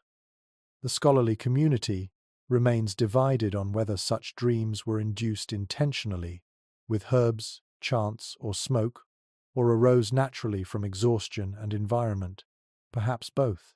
Tonight, your dream feels natural, yet heightened by resin, smoke, and story. It is not ordinary rest, it is something deeper, a current pulling you where waking thought cannot go. You roll slightly on your bedding, murmuring aloud without realizing it. Others may do the same. The cave hums softly with dream talk fragments of words, sighs, half laughs. Even in sleep, communication continues. Perhaps this two-shaped myth, when someone recited fragments of a dream while still unconscious, and others remembered them in the morning. The boundary between dreaming and storytelling was thin, porous. One peculiar observation from research into sleep cycles: REM sleep often arrives in bursts, accompanied by vivid imagery. In dark environments, without artificial interruptions, such cycles can stretch longer, leading to elaborate dream worlds. Your ancestors likely spent more time dreaming than modern people do. Imagine the richness of their inner lives, carried each morning into the fire circle. Dreamtime was not escape, it was another form of living. Your dream grows stranger now. The painted deer on the wall steps down, antlers catching firelight, eyes glowing. It turns to you and speaks not in words you know, but in rhythms of breath and sound. You do not understand fully, yet you feel instructed, changed. This is what your ancestors might have called wisdom, even prophecy. Dreams do not need clarity to feel true. You stir, half awake, then drift again, carrying the deer with you. The cave is both cradle and theatre, its walls both stone and canvas, its night both silence and symphony. You are aware of the others sleeping, their dreams intermingling with yours in unseen ways, threads of vision weaving into a communal tapestry. Perhaps tomorrow stories will overlap, proving that dreams were never solitary. You sigh, turning deeper into hides, surrendering to the images. The cave guards you, fire warms you, kin breathe with you, and dreams carry you into realms where animals speak and ancestors walk. Sleep here is not simply unconsciousness, it is an ancient conversation, one you are honored to join. The dream lingers, yet slowly you stir, drifting in that quiet interval where sleep is not whole but neither is waking. The cave around you is hushed except for a faint hiss from the coals. Most bodies lie still, but here and there someone shifts, half roused, scratching an itch, turning over, mumbling. It is the middle of the night, a time when slumber loosens and reshapes itself. Historians of sleep point to an intriguing pattern known as segmented sleep. Without artificial light, many societies naturally broke the night into two phases, with a wakeful interval between. In this gap, people tended the fire, whispered to one another, or sat quietly in thought. Some scholars believe our prehistoric ancestors lived the same way. Tonight you feel it the urge not to fight wakefulness, but to accept it as part of the night's rhythm. You roll slightly, the hides rustling beneath you. A neighbor stirs too, eyes half open, then meets your gaze with a sleepy smile before turning back. No words are exchanged, yet the moment affirms companionship. Even in this pause you are not alone. The darkness does not isolate, it invites small connections. One curious finding from later ethnographic records is that people often use these intervals for intimacy, not always physical, but emotional. Couples whispered, parents soothed children, friends shared stray thoughts. Imagine the cave in this hour. A murmur here, a laugh there, low voices carried by smoke, dreams just told, worries just soothed, all before the second stretch of sleep descended. The scholarly community debates whether such midnight waking was universal or varied by climate and culture. Some argue it was common in cold winters, when fire needed tending. Others insist it arose everywhere, built into human biology. You cannot decide which view feels truer, but the evidence of your own body tells you this. Waking now feels natural, not disruptive. You sit up a little, gazing at the embers. Their glow pulses like quiet stars, painting faint light across walls. A figure near the fire shifts, adding a branch, coaxing sparks into flame. The orange flare grows, shadows leap, then calm again. Such simple maintenance feels profound. To keep flame alive in this interval is to protect everyone's second sleep. An odd but telling tidbit. Experiments in total darkness show that people often wake after 4 hours, spend an hour in calm wakefulness, then return to bed.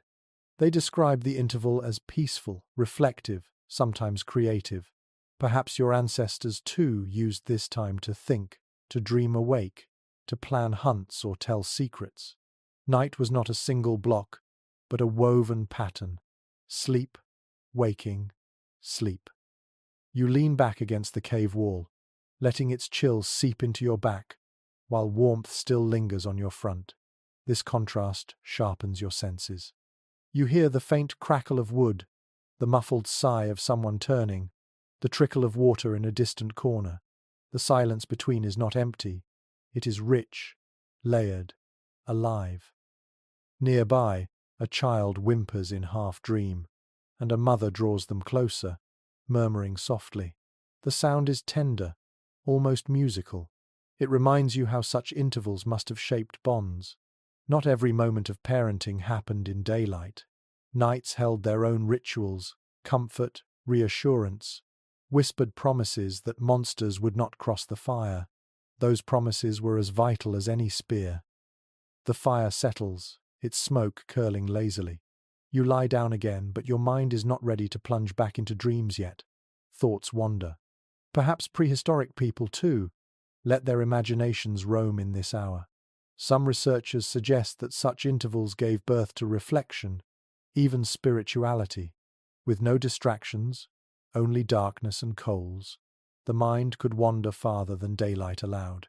Religion, myth, and philosophy may have been seeded in these drowsy pauses. A peculiar observation from some caves. Small carvings and etched bones are sometimes found near hearths, as if people whittled or scratched designs while others slept. Could these have been midnight projects, born in that quiet interval between rests? You imagine an elder carving spirals into bone while the rest of the group dreamed again, their hands moving in the silence, their thoughts drifting like smoke. You turn over, body settling deeper, finally ready for the second stretch of rest. Around you, the murmurs fade, one by one, until only breathing remains. The interval closes. Night gathers its folds again. Your eyelids sink, and you slide once more into the current of slumber, trusting that the rhythm will carry you until dawn. The cave sighs with you, stone and flesh synchronized. Segmented though it may be, sleep here is whole, woven seamlessly by fire, whispers, and silence. The second stretch of sleep draws you down more heavily than the first. Dreams swell again, stranger this time, more vivid, as though the mind, warmed and quieted by the brief waking, plunges deeper into its own river. But before the dreams can fully claim you, something else claims your ears, the rhythm of snores. They rise like waves across the chamber. One begins, low and guttural, from the far side of the hearth. Another joins, higher pitched, almost whistling. Soon the cave is filled with overlapping tones, a chorus of nasal song. It is imperfect and uneven, yet oddly comforting. The noise is proof that everyone sleeps, that vigilance can rest for a while. Archaeological evidence leaves no record of soundscapes, yet modern studies of group sleeping give clues. It is generally accepted that prehistoric caves would have been noisy at night. Snores, coughs, shifting hides, muttered dream words. Silence would have been rare. To us, accustomed to private rooms, such noise might feel disruptive. But for your ancestors, it was part of the lullaby of life. Tonight you realize it too. The snores blend into rhythm, a background music for dreams. One curious finding in anthropology. In some small-scale societies, snoring is not seen as nuisance but as reassurance. It signals health, proof of steady breathing, proof of life. Imagine parents listening for the snores of their children, sighing with relief when they hear them, or partners resting easier because the rasp beside them means the body next to theirs endures. Tonight, the guttural rumble of an elder sounds almost like a drumbeat, steady and grounding. Scholars still debate whether prehistoric people sought to reduce these sounds or accepted them fully. Some propose that positioning or herbal smoke may have been used to ease breathing. Others insist there was little choice. Noise was simply endured, even embraced. You suspect the latter. In this cave, with so many bodies pressed close, complaints would not last long. Survival demanded tolerance. You shift slightly, hides rustling, and notice how the snores create patterns. One long rumble, then two short wheezes. Another sleeper pauses, breath-catching, before releasing a sigh like a soft flute. Together, they create accidental music. The fire pops occasionally, joining the ensemble. Water drips rhythmically in the distance. Percussion for the night's orchestra. The cave is alive with sound, yet not chaotic, cohesive, strangely beautiful. A peculiar tidbit. Researchers have suggested that exposure to repetitive noise during sleep can influence dream imagery. Perhaps prehistoric people dreamed in rhythm with the snores around them, their subconscious weaving sound into story. Imagine dreaming of drums, rivers, or animal calls, when in fact it was only the breathing of kin. Tonight you feel that possibility, the rumble outside your ear morphing into a dream of thunder. The scholarly community remains divided on whether such noisy nights fragmented rest or fostered resilience. Some argue constant interruption made deep sleep rare. Others counter that the brain adapts, tuning out familiar sounds while waking instantly at unfamiliar ones. That ability remains in us today. A parent sleeps through traffic but wakes at a child's cry. You sense that adaptation sharpening here. The snores fade into background, but if danger stirred outside, your body would snap alert. You smile faintly in the dark. Even the oddest noises can become comfort when shared. A whistling snore becomes a reminder of companionship. A cough reassures you that elders endure. A muttered word proves dreams are active. Altogether, they weave a cocoon of sound, holding you steady in the river of night. One odd but striking observation from experimental archaeology. Volunteers living in cave-like camps often reported that group noises lulled them faster than silence. The sound reminded them of belonging, of being guarded by others. Tonight you share that sensation. The snores are not interruptions, they are anchors. You turn onto your side, hiding your face in fur, and let the orchestra continue. A deep rumble here, a nasal whistle there, a crackle of fire in between. Even your own breath joins, part of the composition whether you intend it or not. The cave hums like a living body, every noise a heartbeat. Dreams return, shaped by the sound. You wander through a forest where trees groan like sleepers and rivers gurgle like snores. The world itself breathes with you. Far from annoyance, the soundscape becomes a companion in dream, proof that even in unconsciousness you are never alone. The fire sighs, the snow holds, the chorus continues. You yield fully now, letting snores and coughs rock you into deeper slumber. The cave is no silent sanctuary. It is noisy, alive, communal, and in that noise lies the deepest comfort of all. The snores fade into the background of your dreams, and when you stir again, it is not sound but touch that commands your attention.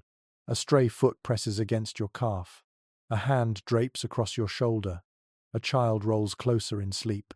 The cave is a nest of tangled limbs, and in the midst of it you feel the closeness more keenly than ever. Archaeological reconstructions suggest that communal sleeping involved unavoidable contact. There were no beds set apart, no private boundaries.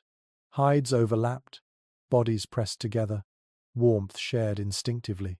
It is widely accepted that this skin-to-skin closeness was not simply tolerated, but necessary. In freezing winters, heat loss through exposed skin could mean death. Contact was the currency of survival. You shift slightly, feeling how each body molds into the next. Shoulders rest against shoulders, knees tuck behind knees, breath brushes against the nape of your neck. It is intimate yet not romantic, simply the natural state of group living. Even without words, the message is clear. We endure together. A curious little finding at certain Paleolithic sites is the wear on hides and furs, often more pronounced at the edges where people likely tugged and shifted them throughout the night. This suggests that coverings were not individual but communal, passed back and forth, pulled tighter by one, loosened by another. Imagine the nightly choreography, dozens of micro-adjustments, each ripple affecting the group. To rest in such a setting meant surrendering a part of yourself to others' movements. Scholars debate whether such intimacy bred comfort or tension. Some argue it created profound bonds, reinforcing trust night after night. Others suggest constant touch and disturbance may have fueled irritability. Perhaps both are true. Tonight you sense the balance, an elbow jabs slightly too hard, yet the warmth it provides outweighs the annoyance. You exhale and accept, understanding that closeness is never perfect but always vital. The firelight glows faintly, painting faces in amber. You watch a child nestled into a parent's chest, their breaths synchronized. Another pair of sleepers lie back to back, spines aligned like puzzle pieces. An elder rests with an arm stretched outward, two grandchildren tucked against it like roots around a trunk. The arrangements are unplanned yet meaningful, bodies forming constellations of comfort across the cave floor. An unusual note from modern studies of communal sleeping: when people share body heat, their core temperature remains more stable throughout the night, leading to fewer wake-ups. You feel this truth in your bones. The warmth against your skin is steady, reliable. Even when the fire dims, the living furnace of kin sustains you. You wonder how dreams respond to such closeness. Do minds, like bodies, overlap? Do shared touches shape shared visions? Some anthropologists suggest that group dreaming may have reinforced social unity, giving entire families similar imagery to discuss at dawn. It is not provable, yet as you drift, you sense that your dreams are not yours alone, they belong to the circle of limbs and warmth holding you. One odd but telling tidbit. Studies of heart rhythms show that when people sleep in contact, their pulses sometimes align, beating in unison. Imagine that happening here. Dozens of hearts sinking in the night. The cave itself becomes a drum, each thump echoing faintly through stone. You press your hand against a companion's chest, almost feeling it. Their rhythm calms yours, and together you settle deeper. The scholarly community remains divided on whether prehistoric people valued privacy in any modern sense. Some argue that closeness was all they knew, and solitude was unthinkable.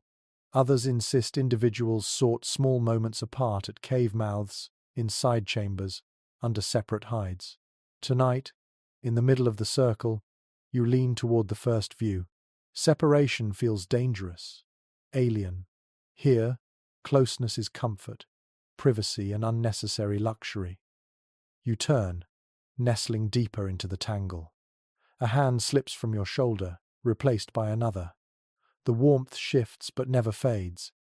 Even in movement, the group remains whole. You realize this is the essence of prehistoric sleep, not individual rest, but collective surrender. Each body lends itself to the others, weaving a safety net through contact. Dreams return again, shaped by touch.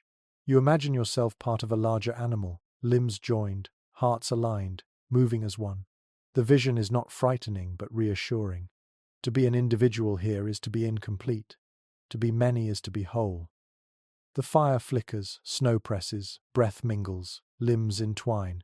You sigh and let yourself dissolve into the nest. Survival lies not in solitude, but in skin against skin, warmth against warmth, dream against dream. And so, held by others, you rest again. The tangle of limbs holds steady, and you lie warm within it. But another element of the cave begins to press into your awareness. Water. A slow, steady drip echoes from a crack above, droplets falling into a shallow hollow in the floor. Plink, plink, plink. At first it is faint, almost ignorable. But as your ears tune in, the sound grows constant, shaping the rhythm of night. Archaeologists who study cave systems often note that water left behind mineral deposits, stalactites and stalagmites, that grew over centuries from such drips. It is widely accepted that prehistoric families heard these sounds every night, a background metronome of the earth itself. For you, lying here, it becomes both soothing and insistent, a reminder that time is passing even as you sleep. You notice how the droplets alter the atmosphere. The air is damp, clinging to skin, carrying the faint tang of minerals. You breathe it in cool, metallic, almost sharp. Some researchers suggest that such humidity may have irritated lungs, especially in smoky caves. Others argue it kept airways moist, easing breathing in dry winters. You feel both truths at once, a faint heaviness in your chest, yet also relief against the harshness of smoke. One curious little discovery at certain sites: shallow stone basins near bedding areas, filled not only with water but with traces of herbs. Scholars speculate these may have been used for rinsing, soothing, or even rituals before sleep. Imagine dipping your hands into cool mineral water, washing away smoke before curling under hides. Tonight, you picture an elder leaning over the hollow, letting the drip collect, then cupping it to sip before lying down again. The scholarly community is still uncertain whether dripping water was embraced as lullaby or cursed as nuisance. Some argue it provided natural white noise, masking sudden sounds and easing sleep. Others suggest it became irritating, keeping people restless. As you listen, though, the sound folds seamlessly into the cave's orchestra, joining snores, crackles, and sighs. It feels less like intrusion, more like heartbeat, steady and eternal. The drip also fuels dreams. In your drowsy state, the plink transforms into hooves, footsteps, drum beats. Each drop becomes an image, feeding the mind with rhythm. Anthropologists studying dreams in traditional cultures note how environmental sounds often merge into visions. Tonight, your subconscious cannot resist the lure the water leads you into forests, into hunts, into rivers that flow through sleep itself. An odd tidbit from cave studies: some chambers amplify water's drip, turning it into a loud, resonant tone. Explorers report feeling unsettled or mesmerized by the effect, depending on mood. Imagine your ancestors choosing sleeping spots partly for acoustics, favoring corners where water whispered rather than boomed. Comfort in caves was not only about warmth but also about soundscape. Tonight, you are grateful for the softer version, gentle as a lullaby. You reach a hand out toward the drip, though it is too far. Still, the gesture comforts you, as though connecting with the element. Water means survival, drinking, cleaning, cooking. To hear it all night was reassurance that the earth provided. Perhaps that is why some researchers believe dripping water held symbolic weight, interpreted as voices of spirits or ancestors. Falling drops became words of stone, speaking without interruption.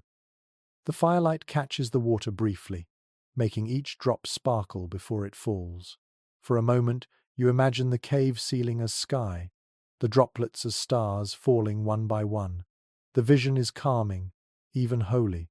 You wonder if children staring at the same sight saw magic there, if parents explained it as gifts from above. Sleep, then, would not come into emptiness, but into a world where even water spoke. The scholarly debate extends to whether prehistoric groups attempted to control such drips, diverting them with stones, collecting them deliberately, or leaving them as they were. Some basins suggest human arrangement, others seem purely natural. Either way, the sound endured, night after night, generation after generation. To lie in these caves was to lie under dripping time itself. You curl deeper into your bedding, letting the rhythm merge with your breath. Inhale, drip, exhale, drip. The synchronization feels natural, as though your body wants to align with the cave. Perhaps this was how people endured such environments, not by resisting but by joining, adapting until stone, water, and flesh move together. Dreams creep closer again, and the drip follows you into them. You find yourself beside a vast river, its current slow but endless, each ripple echoing like the cave's hollow. You step into it, unafraid, and let it carry you, knowing the water's rhythm will always guide you home. Back in the cave, the fire sighs, the breath chorus continues, and the drip keeps time. You surrender, letting the cave's elements cradle you together. Flame, smoke, warmth, contact, water, all are lullabies, ancient and eternal. The drip of water keeps its rhythm, but another detail of the cave begins to claim your senses now, the very skin of the walls themselves. In the glow of the embers, you notice their surfaces rough in some places, smooth in others, veined with minerals that glisten faintly. The walls are not lifeless. They carry marks of time, scratches of claws, stains of soot, and patterns etched by dripping water. As you stare, they seem less like barriers and more like silent companions. Archaeologists often note that cave walls were canvases of memory. Not only paintings but also scratches, carvings, and soot streaks preserved the presence of both humans and animals across generations. It is widely understood that families must have slept under these marks nightly, their eyes adjusting to the shapes until they became as familiar as kin. Tonight you share in that experience. The walls are not blank, but alive with stories, some intentional, some accidental. You run your fingers across the stone near your bedding. It is cool, almost damp, and gritty with mineral dust. The texture grounds you, reminding you that this place was shaped long before your arrival. Some scholars propose that people may have chosen sleeping spots according to the feel of walls, favoring smooth hollows for comfort or symbolic niches for protection. You can imagine a parent guiding a child to lean against a polished curve, soothing them with the touch of stone. A curious little discovery in some caves: claw marks preserved from bears or big cats, long before humans entered. To lie beneath them each night must have been humbling, a reminder that this home was once another creature's. Perhaps families turned those scars into stories, warnings, or charms. You gaze at the faint scratches on the wall and wonder if they still hold echoes of roars long vanished. Scholars remain divided on whether humans decorated their sleeping spaces deliberately or treated art and bedding as separate domains. Some argue paintings were confined to ritual chambers deeper inside. Others point to evidence of pigment near hearths, suggesting art surrounded daily life. You, staring at faint ochre streaks above your head, lean toward the latter. How could people resist turning even their sleeping chamber into a gallery? The firelight flickers, casting shadows that animate every crack. A long fissure becomes a snake slithering upward.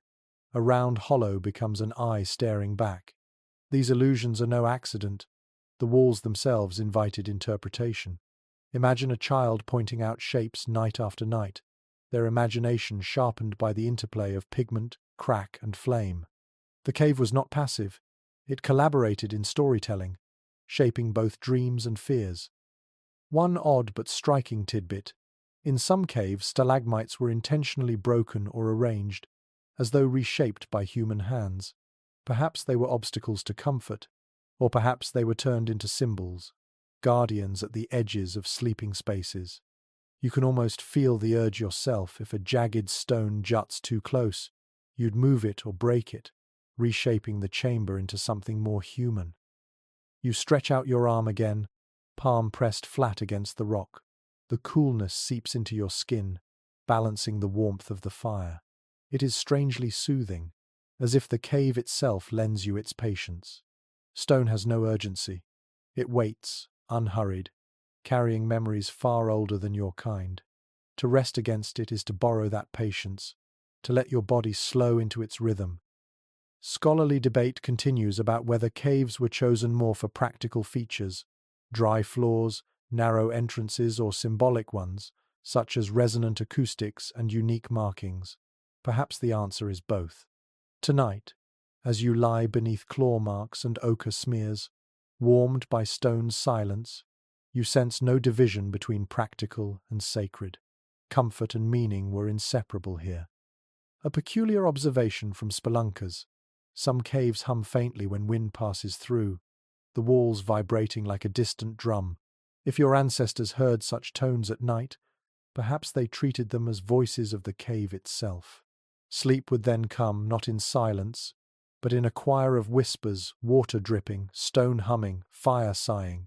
Even now, you half believe you hear a hum beneath the drip, a resonance too low to name. The walls cradle you as much as the hides. They lean close, forming an embrace of stone. You do not feel trapped, but sheltered.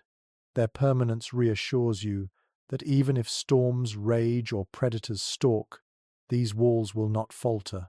They have stood for millennia and will stand long after you.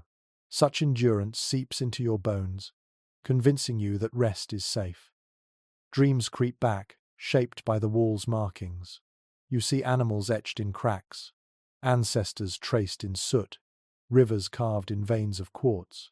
The cave is not only a bed, it is a dream machine, feeding your mind images it could never invent alone. Sleep becomes collaborative, woven by stone and fire, body and imagination. Your eyelids sink lower. The last thing you notice before surrendering fully is the way a fissure curves across the wall, resembling a horizon. It feels like promise. Beyond this night, beyond this winter, there is always another dawn. The cave has seen them all. It will see yours too.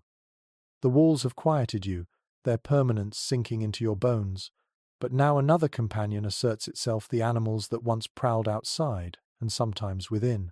Even in sleep, your mind flickers with the knowledge that you are not the cave's only guest. Bears, wolves, and lions once claimed these chambers. Their shadows linger, shaping every dream and every breath. Archaeological evidence confirms that many caves were first home to great predators. Bear skulls, lion bones, claw marks, gouged deep into stone, all testify that humans were latecomers. It is broadly recognized that families bedding here in winter slept not in neutral space, but in contested territory. Tonight you feel that tension, the warmth of kin pressed close, yet always the nagging thought something else has slept here before me. You imagine lying beneath those old claw marks, wondering if the beast might return. Perhaps stories soothed that fear, tales of hunters who defeated lions, or spirits who drove bears away. Perhaps every firelit was both practical and symbolic, a declaration to predators that the cave now belonged to humans. You see it clearly, the flames not only warming hides but also drawing a line of ownership across the chamber. A curious little discovery at Chauvet Cave in France. Alongside human footprints preserved in clay, paw prints of cave bears meander across the same ground. It means, at least once, humans and beasts shared the floor, separated only by time. Imagine sleeping there, knowing your bedding overlies the prints of a predator larger than you. Every snore, every sigh, carries a reminder of what might lurk in the shadows. The academic community remains divided on whether humans actively displaced predators or merely occupied caves seasonally when beasts were absent. Some argue that fire and noise forced bears into other dens. Others suggest humans waited until hibernation or migration left chambers empty. Tonight, curled against the fire, you lean toward the latter. No family would risk bedding where fresh claw marks still dripped blood. Still, fear must have flavored every night. You picture children huddled close, asking if the lion would return, parents answering softly, pointing to the fire as proof of safety. Yet both knew the risk lingered. The cave was never entirely theirs. Sleep came not from certainty, but from fragile trust. One odd but telling tidbit: in some Upper Paleolithic sites, bear skulls were arranged deliberately, perhaps as trophies or protective charms. Some scholars believe they signified mastery over beasts. Others think they were tributes, offerings to keep predators appeased. Either way, the presence of skulls near sleeping areas meant that even in rest, animals remained central to thought and ritual. The fire crackles, and you imagine its glow casting back a lion's reflection. You feel the instinctive tensing of muscles, the sharpened awareness even in drowsiness. This is what your ancestors carried, the ability to half sleep, ears attuned to every rustle. Modern studies of group sleeping show similar phenomena. Someone always wakes at small sounds, the group never entirely defenseless. You realize that predators shaped not only caves, but the very pattern of human slumber. A peculiar observation from bear dens reused by humans. Scratches high on walls show that cubs once clambered there. To sleep beneath those marks might have evoked strange empathy, knowing the enemy's children had once played where your own now curled. Perhaps this blurred fear and kinship. After all, both species sought the same thing: warmth, safety, survival. The cave became a mirror, predator and human chasing identical needs. Dreams respond to that tension. You drift into visions of sharing the chamber with beasts lying beside a bear that snores louder than any human, watching wolves curl in a circle near the entrance, lions flicking tails by the fire. The imagery is both terrifying and oddly tender. You sense what your ancestors may have felt, that boundaries between species blur in darkness. Night makes kin of all sleepers. Scholars still argue whether such visions fed early myths of animal-human transformation. Perhaps the belief that shamans could take the form of bear or lion arose not from hunts, but from nights of uneasy sleep in shared caves. To rest where predators once lay is to invite their spirits into dreams. You feel that possibility now, as though a lion's eyes blink open in the back of your mind, guiding you deeper into slumber. The fire wanes, shadows stretch, and the predator presence thickens, yet you do not panic. Instead, you accept it as your ancestors must have. Sleep comes not from banishing fear, but from embracing it, folding it into the fabric of night. The cave is shared: stone, water, human, beast. Safety lies not in domination, but in coexistence. One final reflection drifts across your thoughts. Perhaps the best sleep was not when predators were absent, but when their memory lingered. For in that tension, vigilance sharpened, bonds tightened, stories deepened. To dream of beasts was to remember your place in the chain of life. You close your eyes, heart steady, accepting both the comfort of kin and the shadow of lions. Together, they cradle you. The memory of beasts drifts away, leaving you with another awareness: the slow return of light. You stir, lids heavy, to see the faintest glow pressing at the snow-sealed entrance. It is not yet dawn, but something changes in the darkness, a subtle lifting, a thinning of shadow. The night has stretched long, and now its fabric begins to fray. Archaeologists who study daily cycles note that without artificial lamps, prehistoric people measured time by firelight and the natural rhythm of dawn and dusk.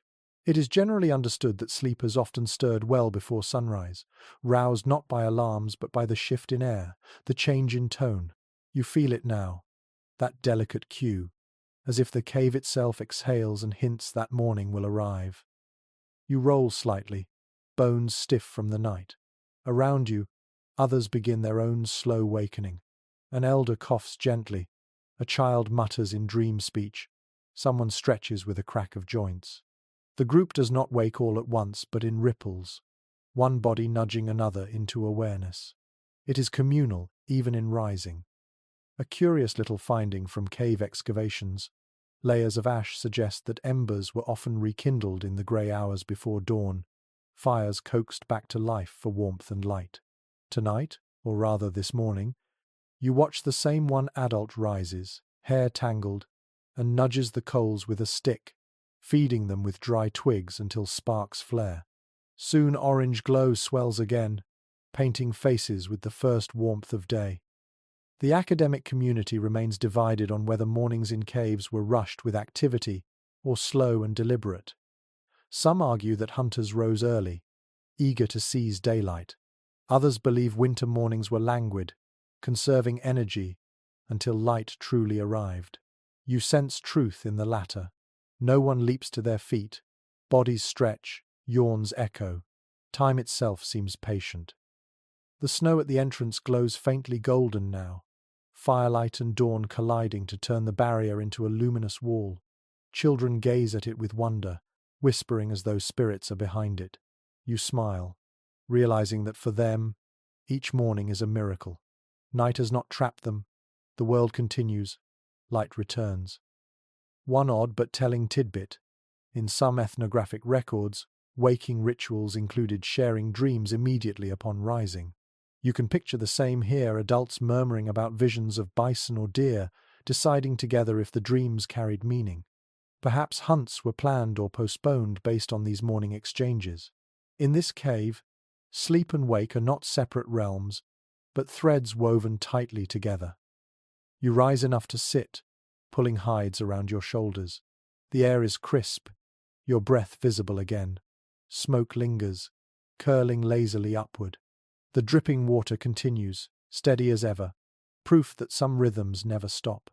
The snores fade into grumbles, the chorus shifting into morning noises. Scholars speculate on whether waking in such communal settings bred patience or irritation. Some argue it strengthened bonds, each morning a reminder of shared endurance. Others suspect tempers frayed, elbows jabbed, snores cursed under breath.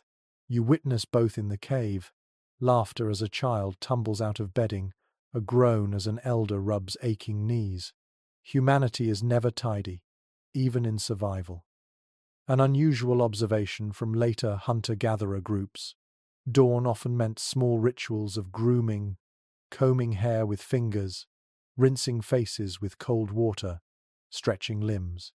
Perhaps your ancestors did the same. You imagine them leaning toward the drip, splashing faces, rubbing soot from skin. Even in hardship, there is dignity in preparing for the day. The cave brightens gradually, shadows retreating. The paintings above bison, horses, deer reappear in clearer light, their forms steady after a night of flicker. You gaze at them and realize they too are part of waking. They are reminders not only of dreams but of tasks waiting outside. The animals return, not in fantasy but in reality, their herds still roaming beyond the snow. One peculiar tidbit: in some preserved hearths, morning fires contain bits of bone and fat, suggesting small meals shared at first light. You imagine now the group reaching for scraps left from the night before, chewing slowly, fueling bodies for another day. The flavors of smoke and ash linger, but hunger makes them welcome. The scholarly community is not in agreement about whether early mornings in winter were filled with hope or dread. Some suggest they symbolized renewal, proof of survival through another night. Others argue they carried heaviness, a reminder of the day's struggles ahead. You sense both currents in the cave. Relief mingles with resignation. Sleep has ended. Endurance begins again. The children rise first, always restless. They scurry toward the glowing wall of snow, pressing small hands against it, laughing at the cold. Their joy is infectious, proof that even in harshest winters, life holds play. Adults follow more slowly, eyes still heavy, bodies sore but ready. The rhythm of night yields to the rhythm of day. You inhale deeply, feeling the cave's air shift as bodies stir, as fire revives, as dawn asserts itself. Sleep has carried you, dreams have guided you, and now waking asks for your presence. You stretch, bones creaking yet heart steady. The cave has given you another night of protection. Morning thanks must follow. Your gaze lingers on the faint light, edging past the snow barrier. Soon someone will clear it, and the outside will return cold, vast, merciless, but real. For now, though, you savor this in-between moment, where night has not fully gone, and day has not fully arrived. It is a pause, a breath, a reminder of continuity. You close your eyes briefly once more, leaning into hides, listening to laughter, coughs, crackling fire, and dripping water. Even in waking, the lullaby continues. The cave remains alive, carrying you from one cycle to the next. The faint dawn has grown stronger now, pressing insistently at the blocked entrance. The snow that once insulated and guarded you now glows like a lantern wall, pale gold seeping through cracks. One or two adults move toward it, scraping with antler tools and sticks, breaking a path back to the waking world. The muffled hush that held you all night begins to crackle and shift. Archaeologists studying seasonal camps note that such clearings of snow or brush often marked the true start of day. It is widely accepted that families would slowly reopen the cave, letting in air, light, and the sense of the outside. You see it here, the pile of white crumbling inward, cold gusts rushing across the chamber. The shift is jarring after so many hours of warmth, yet invigorating. You pull hides tighter, shivering, but your eyes brighten. The world beyond is returning. Outside lies hunger, hunting, hardship, but also possibility. The cave has done its duty, cradling you through another night. Now its role shifts from womb to shelter, background for daily work. A curious little discovery at some Ice Age sites. Traces of footprints around entrances suggest that people often lingered there at first light, adjusting slowly to the day's glare. Imagine them stepping cautiously into snow, blinking at the vast horizon, stretching cramped muscles. You can almost feel that impulse in your own legs, eager yet hesitant, caught between safety and necessity. Scholars continue to debate whether prehistoric mornings inspired awe or dread. Some insist dawn was celebrated, proof of survival. Others argue it brought anxiety, the weight of tasks pressing in. You sense both currents as you watch the group stir, children laughing at snowflakes drifting inside, adults groaning at the thought of labor. Life was never simple. The fire flares once more as someone adds resin-rich wood, ensuring warmth for those who remain. The chamber glows brighter now, its painted animals vivid again. You glance at them, and they seem different in daylight, less like spirits, more like reminders. Hunt, endure, adapt. The night's dreamlike guardians transform into the day's practical guides. One odd but striking tidbit. In some caves, marks of repeated scraping on walls near entrances suggest deliberate rituals of greeting or farewell to the outside world. Perhaps each morning, gestures honored the cave before departure, thanking it for safety. You imagine touching the wall yourself, pressing palm against cool stone in silent gratitude. The group begins to move in earnest. Hides folded, ashes stirred, children bundled. You sense the rhythm of transition, the long stretch of sleep giving way to action. Yet beneath it all lingers a quiet wonder that such sleep was possible at all, in a world of storms, beasts, and hunger. The cave, the fire, the bodies of kin, the whispers of story and dream, all conspired to make rest not only possible, but profound. The scholarly community often reminds us that survival was not only about spears or hunts, but about resilience of spirit.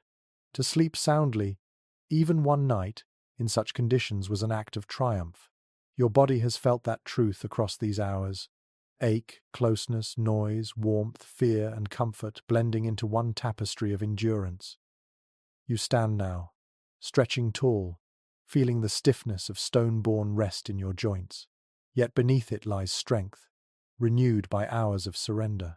Your ancestors knew this secret well, that sleep, even imperfect, restores courage to face another day. Children rush to the entrance, squealing at the brightness outside. Adults follow, cautious, checking for tracks of wolves or bears. The world is waiting, merciless but beautiful, harsh but sustaining. The night has prepared you for it, one dream at a time. One peculiar reflection. Modern research shows that restorative sleep strengthens memory, decision-making, and creativity. Imagine how those gifts shaped the first humans. Each night of dreaming may have sparked new ideas, tools, strategies, symbols that carried them further. Perhaps the very progress of humanity was born not in hunts but in sleep-filled caves. You glance back once more before leaving. The fire smoulders, the walls gleam, water drips, soot lines glow faintly. It is not just shelter, it is archive, temple, womb, a place where survival intertwined with meaning, where rest became a form of prayer. To sleep here was to belong, not only to family but to earth itself. And now, as dawn brightens, the cycle completes. You step toward the light, hides around your shoulders, body renewed. Another night has passed, another day begins. And so, as the snow-muffled cave gives way to dawn, you feel the arc of the night settle within you. The fire has dimmed, the paintings have watched, the breath of kin has wrapped you, and now light stretches across stone, soft and forgiving. It is time to leave the dream of caves behind, but gently, without hurry. Close your eyes once more. Picture the walls, cool and enduring, leaning close to hold you. Hear the water drip, patient and steady, like time itself. Feel the warmth of bodies beside you, each heartbeat echoing with yours. Let the memory of bison and deer linger in your mind, not as fear but as guardians, companions who kept watch as you slept. The storm outside has calmed, and the air is lighter, easier. You walk out slowly, still wrapped in furs, your breath visible in the morning cold. The horizon glows pale, promising another day. And yet, you are not rushed. You carry with you the stillness of the night, the calm rhythm of breath, the wisdom of rest. Let your body grow heavy now, as if stone itself cradles you. Let your thoughts soften like embers fading to ash. You are safe. You are sheltered. You are part of something older than time. The night is not your enemy. It is your greatest companion, teaching you to surrender, teaching you to trust. Breathe deeply, slowly. Inhale the warmth of the fire that still glows within. Exhale the last tension of the day. You are ready for sleep, ready for dreams, ready to join the long lineage of sleepers who once lay in caves, who once trusted the night as you do now. Rest easy, sleep well. The cave will hold you.